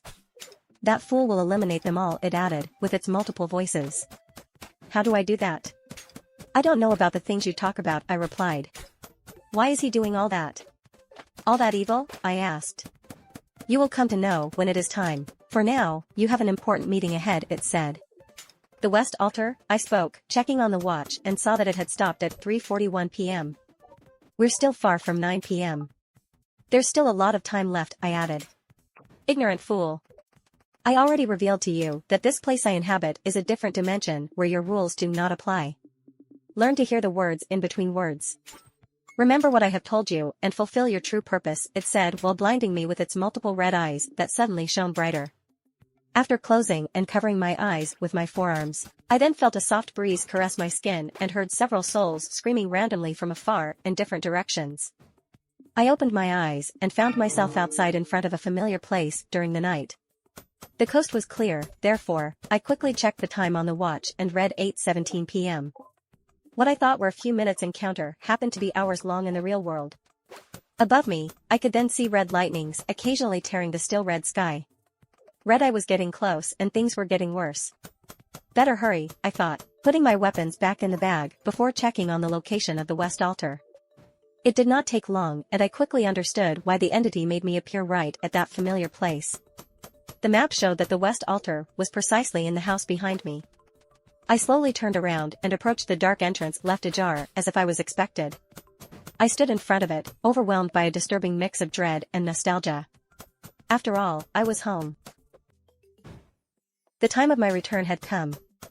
I stepped inside the house, setting my foot into the darkness that befitted the uncertainty I was getting into. The red sky illuminated the whole village and allowed me to partially see in the house, despite the darkness. There were massive holes in some of the walls, all the belongings of the family were scattered around the house, and there was some blood on some parts of the floor. This way, kiddo, I heard suddenly from the living room. You better hurry up, we'll be 9 soon, right? The intruder added. I took out my 2 weapons, and with batons in hands, I crept to the living room only to see Carla, or should I say Razor, seated on a sofa, and waiting for me while playing with a knife. My heart started to race as what I feared seemed set to materialize sooner or later. Well, Terrence, looks like we back to square one after all, Razor said, looking around. No more running? He asked, but I remained silent. No? Well, why would you run, kid? Your quest started here, and it will end here too, he added while standing up. You don't have to do this. There's no need to hurt each other, I said, desperately trying to avoid the impending confrontation.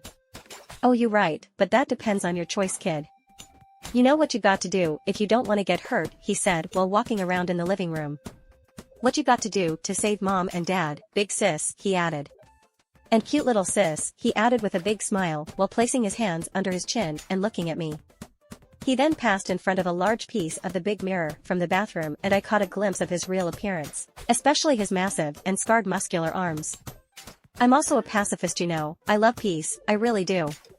But there's only one way to peace and many other ways to pieces. So Terrence, which way it's going to be? He asked, turning to me as he stopped walking. Terrence. Is it the only name your parents could come up with? I just couldn't believe it when the master told me, he spoke. Somebody told me yours sounds cliché and stupid, I retorted. Wow. What a clap back. The old man also told me that about you, he revealed. He told me a lot about you and your family, you know, all the juicy details. I mean, look at you. The Outlander himself. Can't believe you kicked the hybrid, even Nadia. Not Flavio though, that one's a speedster, and a big problem. Left him locked up there, by the way, never liked him, you should thank me for that, he spoke while I kept on taking furtive looks around, trying to determine the quickest way out of his reach and to my mother's workshop, the only room in the house my sisters and I were forbidden to go to. Edlin told me you're a bloody freak, but I just want you to leave my sister's body alone, I spoke. Edlin? Well, did she tell you about this? He said, before lifting his hands up. All the objects around him arose from the floor and started floating, rotating in the air and in front of him. I froze, surprised and defeated while he sent a chair in my direction with a simple gesture.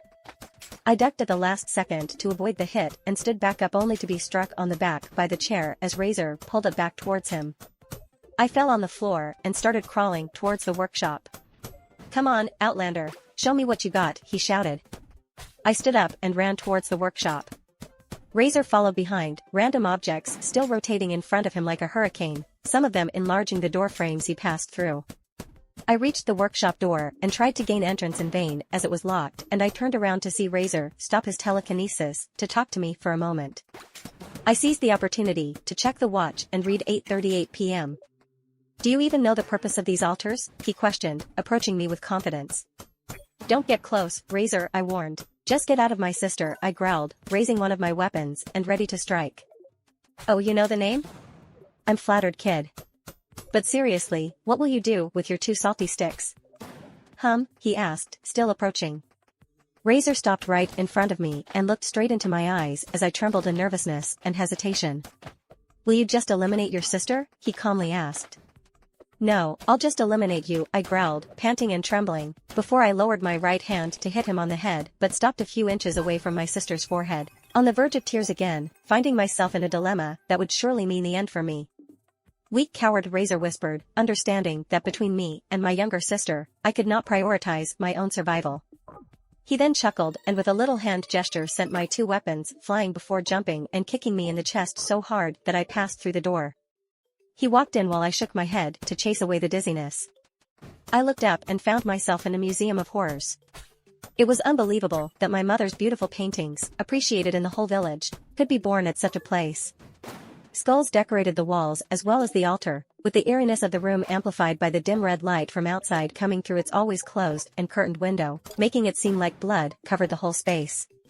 "Look at it, Terrence. Look at its splendor," Razor said. "How do you think things ran so smoothly for all of you all these years?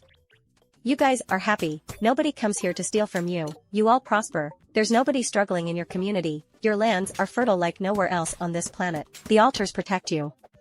The only price you have to pay is a little blood, just like in ancient times, during what you call the blackout. Is it such a paradise you want to destroy? Really, kid? Really? Your master is trying to wipe out everyone and everything," I managed to say, while trying to get back up in pain. "You're a fool for believing some mumbo-jumbo out of that witch mouth." Adelaide was loyal, but straight crazy. Even crazier than Nadia. What Red Eye is trying to offer us all is a second chance to life, and maybe a third one after that. Imagine having the power to live 3 consecutive lifetimes. "Do you understand?" he asked. "Not only for demised or souls like us, but only for people like you when your time comes.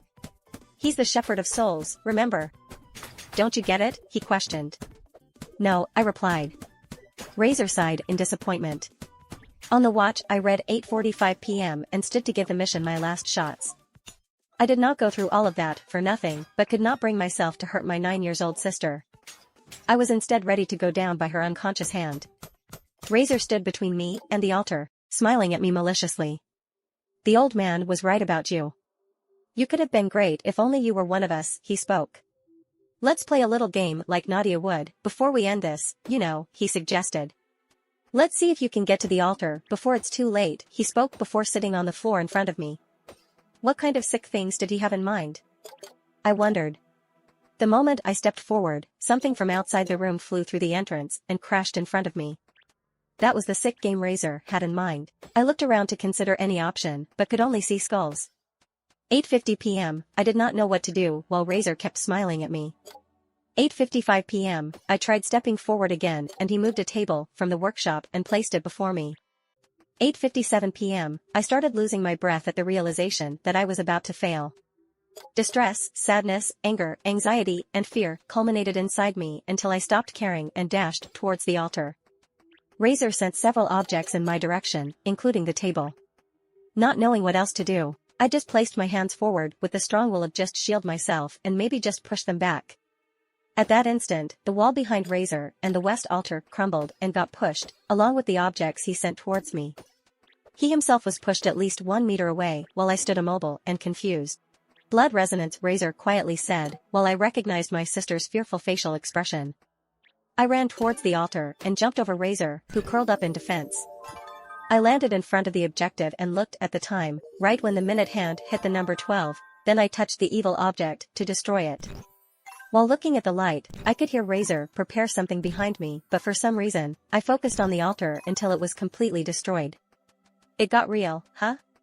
Let's see what you got, Outlander, I heard behind me. Numerous objects were already in front of him when I turned around, and with one swift hand movement, he attacked. I once again put my hands forward, but that time I could only slow down the projectiles. That was just blood resonance, kid. You may be the Outlander, but you're not a soul like us. You're still no match for me, he spoke. Among the projectiles, Razor's sharp knife slowly made its way towards my left hand, progressing until the blade tore a little hole in my palm. At the sight of blood, he pulled back his knife, caught it with one hand, and let all the other objects fall on the floor. Red-Eye was right, there's life in blood, Razor said, just like Nadia earlier, contemplating the blood on the knife tip. When he noticed me looking at him, he smiled before he raised his hand towards the window, making it shatter in pieces. With one jump from where he stood, he escaped through the opening. In an attempt to catch up with him, I ran towards the window but stopped in my track when I realized what awaited for me outside. All the souls had gathered all around the house, armed with various weapons, from pistols to axes. I'm done playing with him, guys. Party's over. End him, Razor said, before escaping with the bloody knife. One of the souls, who held a flame torch, dropped it in front of him and a trail of fire was born, making its way towards the house. In a few seconds, I heard and saw flames rise all around the residence. I tried to control objects again, even the flames just in case, but I soon realized that I had lost any kind of telekinesis that I had briefly acquired earlier. Between the raging fire making its way inside, and the souls waiting for me outside, it seemed to me that there was no escaping a painful demise that time. However, an unexpected help arrived, in a form neither the souls outside nor myself could imagine. What place in the house could befit such a painful way to go? It did not take me long to pick the living room, after finding and picking up my two weapons. Exhausted, I crashed on the sofa Razor sat on earlier, patiently waiting for the raging fire to consume me. As they went from flames to ashes, I watched many of the family's belongings slowly disappear. It felt disturbing to witness the family pictures on the walls burn, as all of them showed smiles aimed to lie and conceal dark truths that not only plagued our family for years, but also an entire village and many innocent people. After at most 10 minutes inside there I started to cough and choke, overwhelmed by the heat and the smoke, while hearing the countless souls outside rejoice to the prospect of my demise. I clenched my weapons tighter the more I coughed, thinking about how I was about to end up fried at the age of 13. This was no sweet fictional story where everything is rosy or ends well. I had failed to stop Red-Eye, I had failed to save my family, and on top of all that, I was about to burn. How could I win such a battle? After all, was I not just a kid? The question then popped in my mind suddenly, who am I? I remember the shadowy entity asking me that. Am I not the Outlander? I thought. Every single person in the world is going to cross the finish line one day, however, how that person will do it matters a great deal, at least, it does for me. What about me then? Is this how I am about to meet my end? Cowardly hiding in a burning house? I wondered, before jumping off the couch. It caught fire right at that instant and part of the ceiling then crashed on it. After everything I went through, after everything Edlin went through, for all the souls that created the diary, for all humans, I could not let it end that way. With one Forager covering my nose, I made my way to the kitchen and used a cup to pour some tap water on myself. I was still hesitating to step outside until I spotted the gas cylinders we sometimes used to cook in the house, on the verge of going off due to the heat.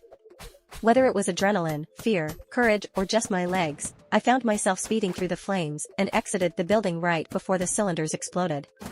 My face on the ground, still lucid despite the blast, I heard the souls laugh and applaud at the spectacle.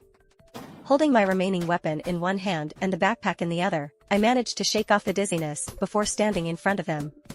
Quite the tough kid, huh, the soul who ignited the fire said. I wore the backpack and then took a fighting stance, handling the salt-covered stick with both hands and ready to defend myself till the last second. They all laughed at my resilience, many of them preparing their weapons to end me once for and all. Then armed with a crowbar, the one who spoke earlier then approached, sauntering confidently towards me while I made tiny steps backwards, stuck between him and the fire. My ordeal was about to begin. He was ready to strike when the loudest sound of thunder I have ever heard demanded our attention as we all looked at the red sky. Looks like Razor already made the delivery, one of the souls said. Your blood really is special, Outlander, she added. Red-Eye has done it. He's done it for us, the one next to her said, rejoicing. Therefore it is true. After centuries, We shall finally become alive once again, another asked. The shepherd of souls fulfilled his promises, another one said, rejoicing. That's the end, kid. Tonight we win, the soul in front of me said. However, before he was about to resume his attack, sounds of electricity draw everyone's attention back to the sky once again as the red lightnings entered in an ominous state of frenzy. In less time needed to say it, one of those lightnings struck the soul in front of me. It slowly lifted him in front of an amazed audience, and his eyes rolled, before he emitted gurgling sounds as his body began to contort, getting more and more mangled at each movement. It looked like a slow and painful ordeal by the hand of a barbaric torturer. Then, the red lightning released the soul, who crashed on the ground, agonizing in front of me with his surprise-filled eyes piercing mine. One of his fellow souls approached, while I recognized seeing another vessel in such a sorry state earlier. Mr. Pavel, one of my father's friends, whose mangled body landed next to the truck I was hiding under. The soul who approached examined the one on the ground until the latter succumbed to his injuries. I can't feel anything, the soul quietly said. This is not what Red Eye said, that's the red demise. He's gone. The soul spoke, sending a wave of confusion and consternation among them as they began looking at each other, hoping to find an explanation that would come sooner than they thought. Suddenly, other red lightnings struck several souls in the same brutal manner and at the same time, and the more time elapsed, the more many of them were gone. Soon, they all scattered, screaming and running in random directions to hide and save their lives. Many entered buildings, thinking they would be sheltered from the red demise. However, even through roofs and ceilings, they were still struck by the lightnings that strangely attacked only them. Betrayal, some of them shouted. He lied to us. We'll all pass away, others were shouting while fleeing as I became the least of their priorities. That last statement, however, woke me up on the spot. Those bodies, those vessels, they belonged to the villagers, people I knew, people who have seen me grow. Everything I had been doing is for them, for my family, and many more. The red demise seemed to strike randomly yet massively, therefore, every villager was in danger, including my family members, wherever they were. In the middle of the chaos, I quickly retrieved the diary from the bag to check the location of the last altar, the root altar, before I started running towards its location, weapon in hand and through the many souls running around. In my momentum, one of the souls grabbed my arm. My reflex of course was to strike him with my weapon, but I stopped in my track when I recognized the familiar face of a well-appreciated villager. Outlander. He only said quietly and just stopped, but his sad and pleading eyes completed what he attempted to tell me before the red demise took him right in front of me, while I remained unharmed. No, I let out, but I refused to witness his painful demise and continued my run, the heart loaded with sadness, worries, and anger. Once again, I found myself in a familiar place, at the very center of my birthland, the village square. I stood there, at the exact point where the altar was supposed to be, confused about seeing nothing but some grass and sand. I checked the time to reassure myself, hoping that it was not too late, and read 9:27 p.m. For someone that had to take an altar down before midnight, I really still had a lot of time, but where was it? I wondered. Wait, is it not called the root altar? After all, each of them had a specific name, characterizing them one way or another, like all the previous ones being named according to their locations. The root altar was in the center of the village according to the map, and in most cases, roots are located underground, I thought. The root altar, as in the origin of all this mess or the root of the problem. Using my hands and my weapon, I started digging at the location, as fast as I could for at least 20 minutes straight, running out of strength, running out of breath, tired, hungry, desperate, while still hearing the souls, and by extension my people passing away at the hands of the red demise. I did not find anything and I was running out of time. I then got the diary out before frantically and mindlessly pacing through its pages, unable to spot any clue. The screams all around the village nourished the growing frustration inside me, so I threw the diary away before scratching my head, not knowing what to do. As a last resort, I picked up my weapon and ripped a piece off my partially burned outfit. I folded it and used it to blindfold myself. There was no other choice other than to miraculously remember that strange ritual from earlier that allowed me to disappear from the wine cellar. Yes, not the most logical or brilliant plan, but that was my plan. You know, I see and hear a lot of people complaining about all the poor decisions I have taken throughout my journey, about me running away most of the time. People think that once they find themselves in dangerous situations, they will have the reflex or the lucidity to do the right thing. That is fiction. It is already hard for adult trained specialists like soldiers, so how about a 13-year-old kid? Therefore, I ran left, then left again and tried to remember the rest, but I was still hearing the screams and the lightnings of the red demise. Of course, I failed to correctly remember the sequence of instructions and could no longer bear to hear the screams and the noises so much that I cried in despair, until I screamed louder. "Stop, stop, just stop, stop," I shouted while ripping the blindfold off my face with my eyes still closed. I just wanted the screams to stop and they did.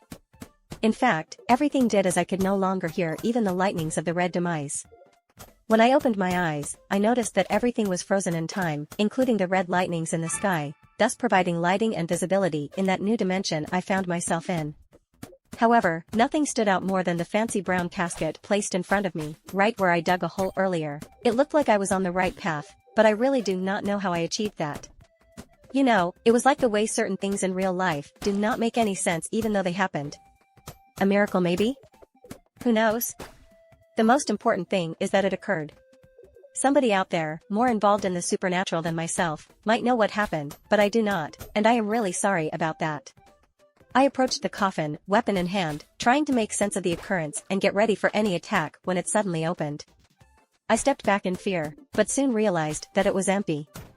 That looked like an invitation to lie down in, but the eerie option seemed impossible for me. After longly hesitating, I remembered how time in another dimension could seem slower than in the real world, which meant that a lot of people were still passing, even though I was no longer seeing and hearing them in real time as everything was immobile except for me and the coffin. I could not allow myself to waste more time. I sat inside, then looked around just in case, before fully lying down only to see its lid violently slam to close the coffin. I immediately panicked, banging on the lid to force the casket open to no avail, and after a few seconds, it started shaking. The casket shook as if an earthquake surprised me while I was trapped inside, and I screamed and banged throughout the terrifying nightmare until it abruptly stopped and opened. Vomit came out of my mouth at the same time I jumped out of the casket, and I crashed on a clean sparkling floor. How befitting. Just arrived and already making a scene, a voice said. Long live Red-Eye, master of the craft, shepherd of souls. Long live Red-Eye, master of the craft, shepherd of souls, other voices repeated. The scenery I lifted my head to behold surpassed my imagination and still does to the very moment you are reading this. Ancient lit-up oil lamps floated above everything in the large chamber, allowing me to see what resembled a palace throne room with walls covered with ancient colored paintings representing people who could be historical figures. Red-Eye was present, dressed in his ceremonial attire, just like earlier. On his left, something disgusting made of slowly moving, viscous, bloody plant roots seemed to crush something red and luminescent trapped in its grip. The two decaying figures that accompanied Red-Eye earlier recited incantations in front of the altar, with their arms stretched towards it, making its roots slowly grow by the second. On his right, the terrifying stone statue of what I can only call a monster stood tall on several tentacles. It looked like an octopus with countless tentacles, but its head was covered with multiple, protruding, ominous and angry-looking human heads, all provided with faintly glowing red eyes. One of the faces was missing a right eye. On my left, my family members were trapped, each of them in individual cages, hypnotized with glowing red eyes and reciting those awful and undeserved praises about Red-Eye. Seated on a floating golden throne, Red-Eye looked down on me with his expressionless golden mask. The third eye on the forehead shone brighter before the sealed facial features of his mask mysteriously moved as if it was alive, with the lips curling into a smile. Then, I heard his deep yet soft, calm and reassuring voice once again. Terrence, wonderful boy, you are welcome, son. The time to end the nightmare had come. Standing up with my weapon in hand, I kept my eyes locked on the objective. Of all the strange things in that place, the amalgam of viscous and bloody plant roots had to be the last altar to take down. It had been going on for too long, I thought, then dashed towards the root altar, ready to pour all my anger and frustration on the evil living structure. Manners, Outlander, I heard Red-Eye growl before he yanked me back with his powers, making me fly across the room and land far away from the altar and next to a wall. I'm not the Outlander, I said on the floor, writhing in pain. Red-Eye levitated from his throne and floated in my direction while the expression of anger on his mask slowly changed to that of surprise. I looked around me to find the stick, unable to spot it. Red-Eye set foot on the floor a few inches away from me as I stood up, fists closed and ready to fight. I can see that you've met the being, Red-Eye spoke. What being? I asked quietly, not sure of what or who he was referring to at the time. The one with many red eyes, he replied, before pointing at the stone statue behind him. At that moment, I remembered the strange entity I encountered earlier, and was almost thankful towards it for not allowing me to see its true form. Indeed, I did not possess the maturity to grasp who and what it was. However, I understood its instructions about taking the red eye and placing it back on the statue, but unfortunately for me, so did Red Eye himself. How low and cunning. He asked for your help, I presume? You're here to take the Eye of Asgard's as well? Red Eye asked, making it shine brighter on its forehead. Do you think you can? He questioned, his mask bearing a smiling, malicious, and defying expression, but I was unable to answer. By pure hazard, I saw the weapon on the floor, a few meters behind Red Eye. I tried to run past him, but he raised one hand and I froze, paralyzed by his tremendous power. Caught in a mix of despair and panic, I kept my eyes on the stick, filled with the will of just extending my arm towards it. Suddenly, the weapon moved and flew in my direction, only to be caught by Red Eye with his other hand. Blood resonance? That early?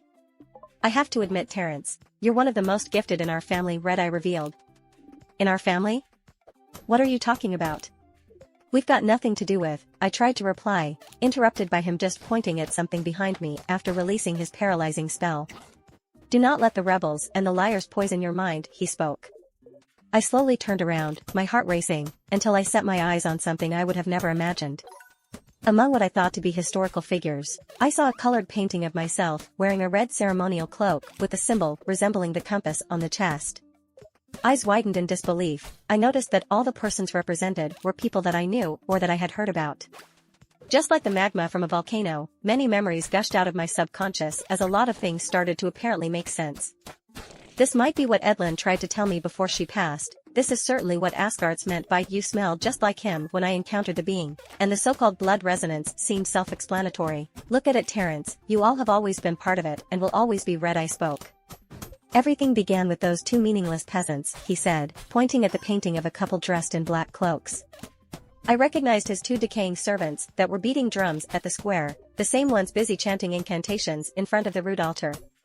After giving birth to me in 1879, they could not see any value in my very being, always pressuring me for everything and comparing me to everyone, he revealed, with his mask displaying a sad expression. Should I feel hateful? Should I feel grateful? I only know that thanks to their hatred, I have found my path and my true purpose, he said, pointing at another painting representing a woman with impressively long dark hair and dressed in a colorful cloak. This is my Aunt Sylvestra, rejected by many just like myself. She helped me forge my path and identity in 1906. The one who taught me how the spiritual influences the natural. Unfortunately, her use of the craft revolved around things that did not align with my vision, Red Eye said. In 1927, after conquering many realms and spirits like Asgard's, I became the Great Red Eye and led people to enlightenment and an oasis, free from another war, he added, showing a painting of himself, and I saw what his face looked like at that time. For years later, the first harvest occurred, Red Eye revealed, referring to the first blackout in 1931. Harvest? Is this what you call it? I quietly spoke, shaking in disbelief and nervousness. He ignored me, carried away in his revelations, tailored to highlight his grandeur, showing me several more ascendants until I saw a painting of my mother Penelope holding two babies. From what I saw and heard, I, Terrence, the Outlander, happened to be Red Eye's great-great-grandson. In each generation, one member of the offspring was chosen to carry the burden of the cause. Your mother, Penelope, did it like no other, and she sacrificed a lot for the cult and the accomplishment of the vision.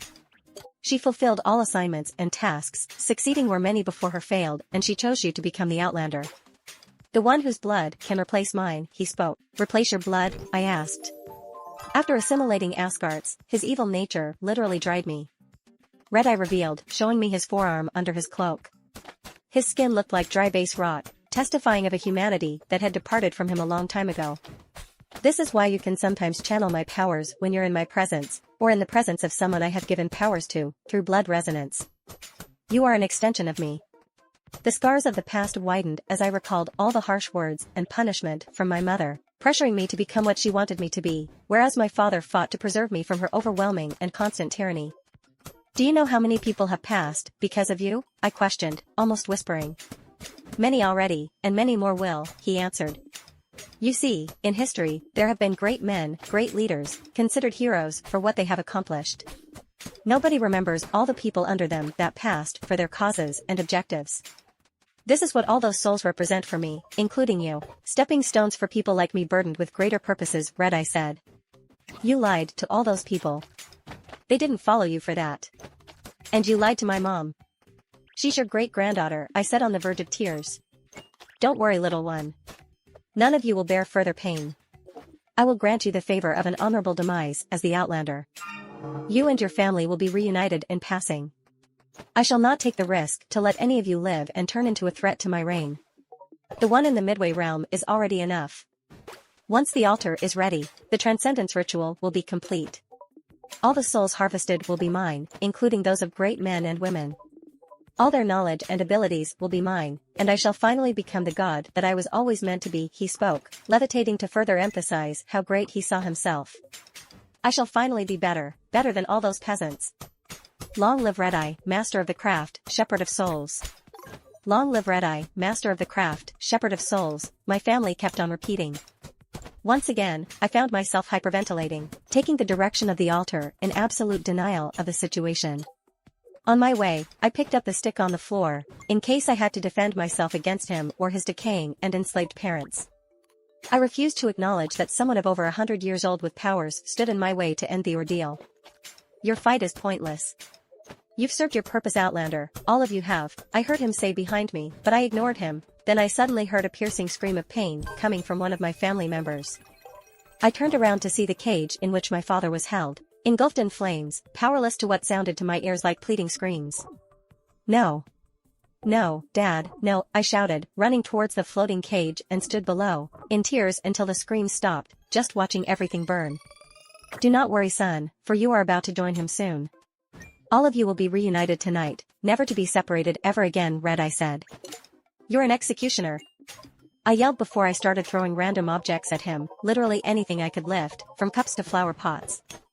This is my realm, Terrence. I'm diminished in the real world because of Asgard's tricks, but here I'm already a god, he said, diverting everything that I threw at him.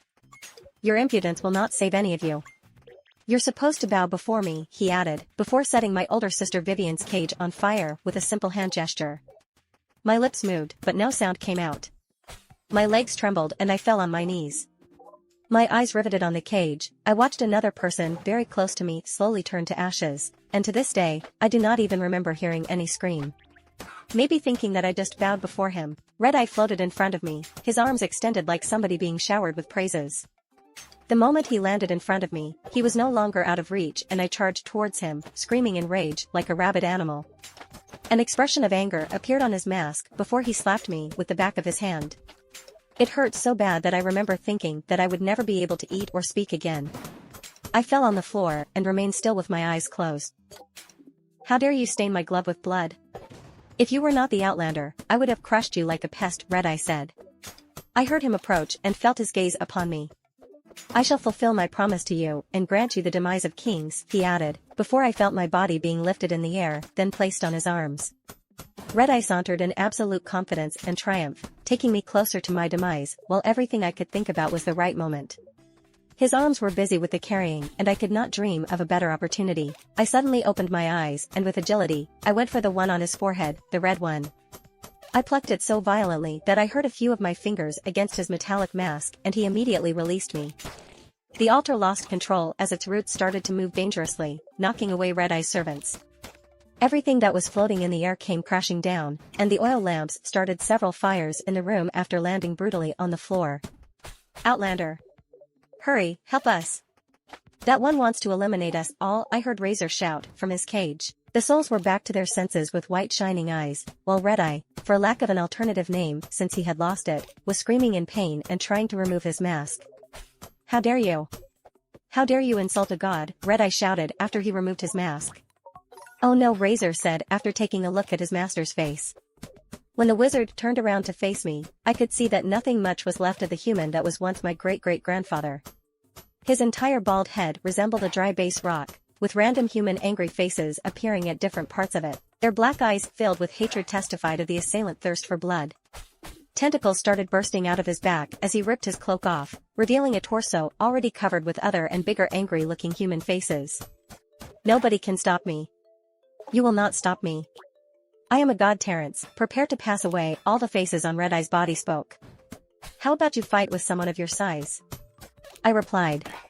Miserable fool, multiple voices said behind Red-Eye. He slowly turned to face Asgards, looking down on him. The time he took to remove his mask had allowed me to give the red eye back to its owner. Just by presenting it to the statue, the eye floated up to the empty socket and all the other eyes regained their vivid red luminescence.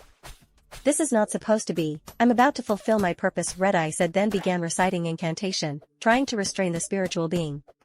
Fulfill your purpose? Asgards asked, the stone-like texture of his skin reverting back to its original viscous and greenish color.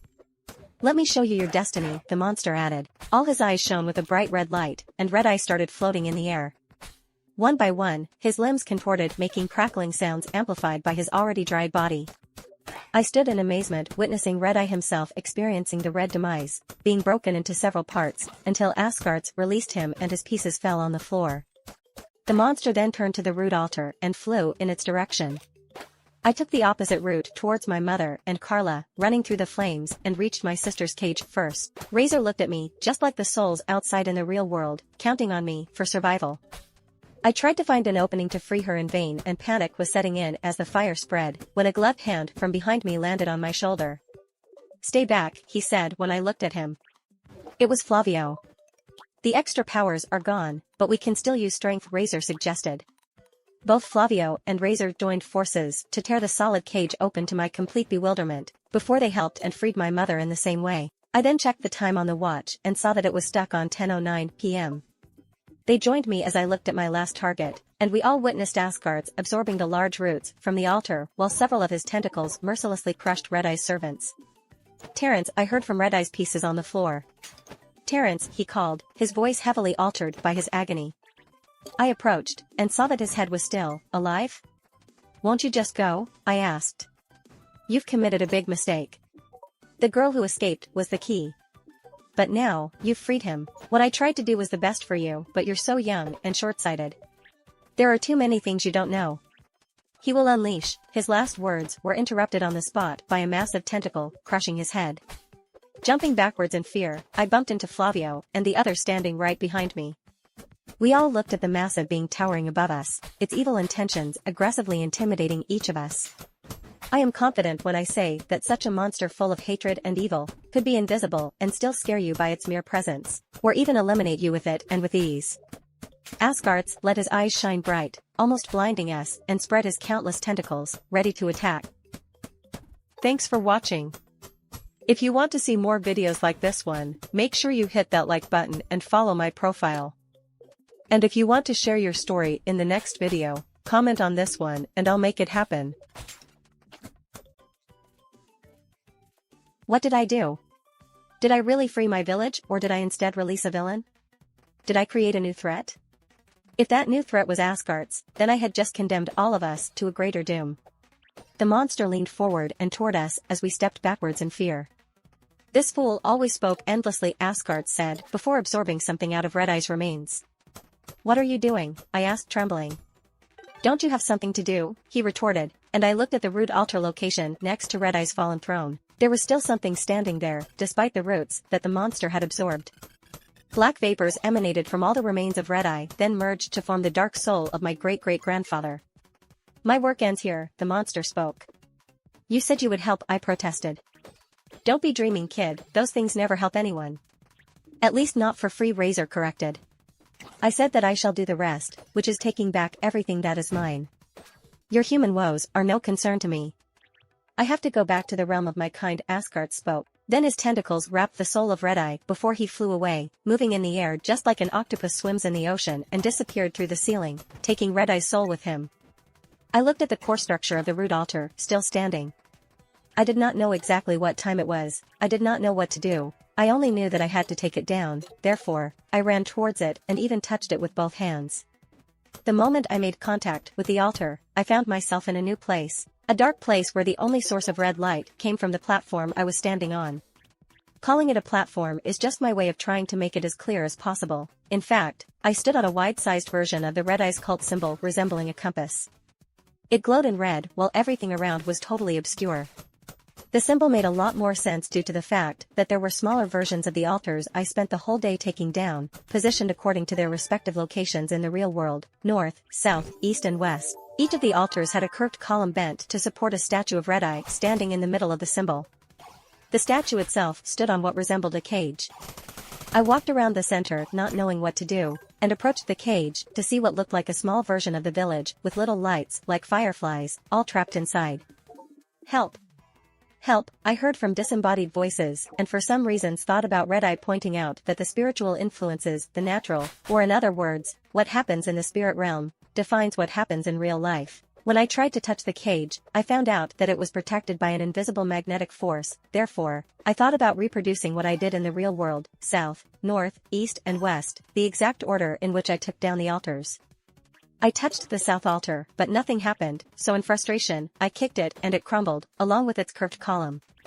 I did the same for all the other altars until the statue was deprived of support, allowing me to just push it and let it shatter on the symbol, gruesomely reminiscing of what I witnessed earlier.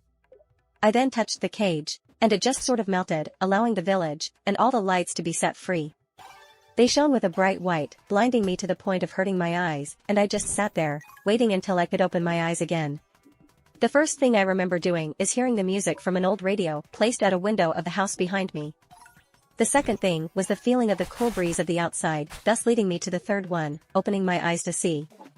I remember the stars and the moon, resplendent like on the wallpapers we see on the web. I remember the lights of the village, the lights from the buildings, more beautiful than ever as the electricity had returned. Everyone around me was unconscious, and I checked the time to read 11:47 p.m. It was not midnight yet, it was not the 10th of June yet, but the blackout was over. Unfortunately, the sweet realization of the victory soon faded away as screams of terror and distress ushered in a massive period of grieving. The 84th and last blackout was by far the worst, with a record of 349 demises. "Carla? Carla? Vivian?" I heard from a familiar voice. It was my mother. "Mommy?" Carla answered, not far away, making me jump on my feet and run to her. "Don't go to her," I said, retaining my sister to protect her. She hugged me, happy to see her brother. "You," my mother said. "Don't come close to us," I warned. "You're not gone?" So he failed, she wondered, and could see in my eyes that I knew. "Terrence, it's Mommy," Carla said. "Don't go to Mommy, Carla, she's evil," I said. "No, look, it's Mommy. What are you doing? Where's Daddy?" "And Vivian?" she asked, shattering my heart for the umpteenth time that day. Penelope then made the first strides toward her escape after realizing that her cover was blown, ignoring the desperate cries of her youngest child as I retained my sister. It was not the moment to go after them just yet. The same night, my sister and I settled in Adelaide's house because I needed to watch after her and the evidence, and because, well, our house was destroyed. Right from the following day, when authorities were again able to operate, I explained and showed them everything that I could. Of course, there are many things that unfolded from there, so let me just fill you in with a few I think you might find interesting. After my revelations, the village population was split between those who believed me and some others still skeptical. My mother was the only surviving cult member devoted to Red-Eye. All the valid men volunteered for her capture, and they found her at the outskirts of the forest, trying to perform a ritual. After the diary that I had lost was found by one of the villagers, further evidence emerged against my mother, and she was thrown in a heavily guarded cell immediately after her trial. To avoid anyone to be manipulated by her cunning nature, I am the only one allowed to visit her alone without escort. For everything that I had accomplished as the Outlander, Carla and I were given a new house despite the fact that all the calamity arose from our family. I was awarded with an honorable rank in the village that I preferred to decline because of the shame Red-Eye and my mother brought to our lineage. A few weeks after the last blackout, we started receiving many visitors on the land, stating that our village was not visible on any existing map. That brought quite a lot of development in the community. However, we chose to remain hidden, discreet and in full control of our small part of the world. In 2021, after the village, Carla and myself reached a little bit of stability, I went on an important trip to fulfill my promise to Edlin. Thanks to the diary, and what I helped her with in writing, I could trace her parents' address all the way to the United States.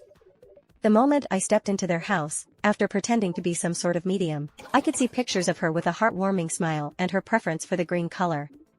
However, what mattered for me the most are the tears of joy they shared when they recognized that the note I gave to them truly came from their daughter, as it contained information only her and her family knew.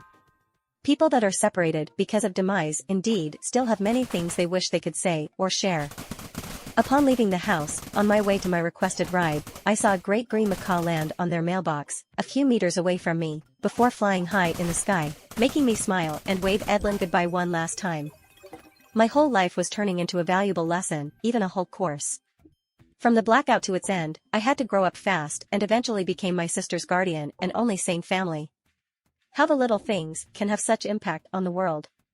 Some parents fail to recognize the value of their own child, then that child sinks into megalomania and delusion, in turn failing to recognize the value of every single life around him.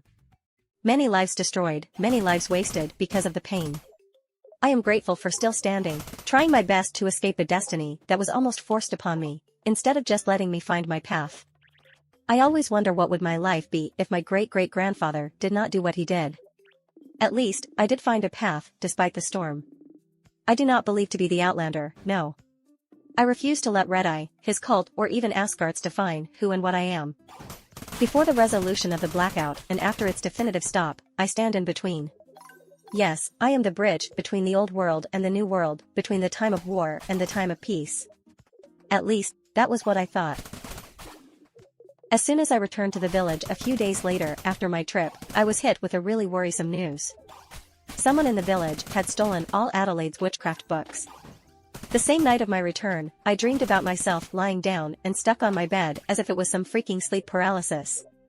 In the room, there was a girl using blood on her hands to write things that I was not able to read. The moment she spotted me looking at her, she approached. "You're here," she whispered. "Who are you?" I asked. "Shush. Not too loud, he'll hear you." "What's going on? How did you get in here?" I asked again. "How did you get in here? This is not your home. I mean, not exactly, this is the Midway realm," she revealed. "What? Why can't I move?" "Who are you?" "Terrence, it's me, Hazel." "Don't you recognize me? I changed that much?" "Hazel? You've done something wrong. Very wrong. You've freed him, and now I can't control him anymore." "What? Who?" I questioned. "Twin," she replied. "Twin? Look who's here, Mommy's favorite little baby," a male voice said from behind the door, making Hazel gasp in fear. "Hurry, Terrence, please.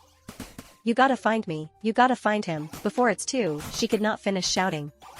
He crushed the door into several pieces with a bizarre power that emitted a green light, not allowing me to see him properly, and he sent all the pieces in our direction while Hazel screamed in terror. I jumped in my bed waking up and immediately gasped in fear myself, when I saw all the walls, the floor, and the ceiling in my room covered with distress messages written in fresh blood, streaming down. "Help me, save me, find him, find us, Midway realm, hurry." They were everywhere, and the door and windows of my bedroom were wide open. I checked the time on the same mechanical watch from the blackout, that I still have to this day, that I still wear almost all the time, and read 2:26 a.m. I did not wait until morning and dashed to my mother's prison cell. It was only my second visit to her in 6 years. I stormed through the facility entrances, startling a few guards sleeping on duty, and found the lady dancing in her cell in the middle of the night. "Oh, Outlander, my son." "Hello," she greeted gleefully when she saw me. "Who did I free?" I questioned. "So you've finally seen him?" "Oh dear, I told you that the sky was about to get darker for you. For all of us, by the way," she spoke. "Who did I free?" Red-Eye said the same thing before he passed, and I know he wasn't talking about Asgards. "Who's that guy? And what's his business with that Hazel girl?" I asked. "I won't say anything about Hazel. I've never been a gossip person, you know. Her parents should have known what they were getting into when they chose to make her escape the village. Everything has a price, a soul for a soul," she replied. "For the last time, Penelope, who is he?" "So you didn't recognize him? That is so awful. Does he care?" "I think not. He'll soon be here anyway. First, he'll come for me, then he might go for Carla and keep you for the dessert, before crushing everything and everyone." "Who is he?" I shouted, shaking the bars of her cell. "You always lacked manners and brains," she said, after sighing in disappointment. "After everything that you've seen and heard, you still need to be lectured." "Fine," she added, suddenly standing straight. "This is how an Outlander is born.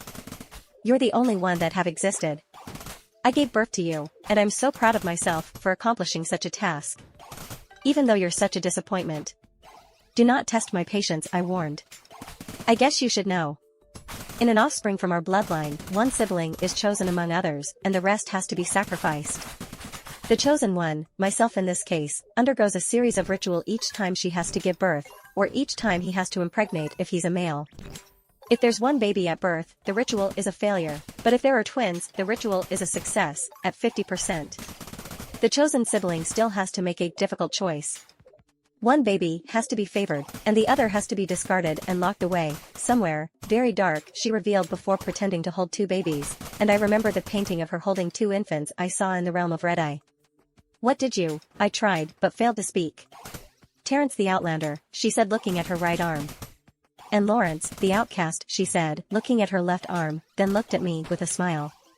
My heart racing again. I almost fell trying to put distance between that evil woman and myself, under the guard's appalled looks following her gruesome revelation. She laughed behind me, rejoicing at the prospect of a new threat looming over us all, saying that the rejected son was on his way home, lusting for blood. Will all this nightmare have an end? I stepped outside trying to breathe after she crushed my heart one more time with one more evil deed. Neither the stars nor the moon were visible that night. She and Red-Eye had told me the truth, the sky was indeed getting darker.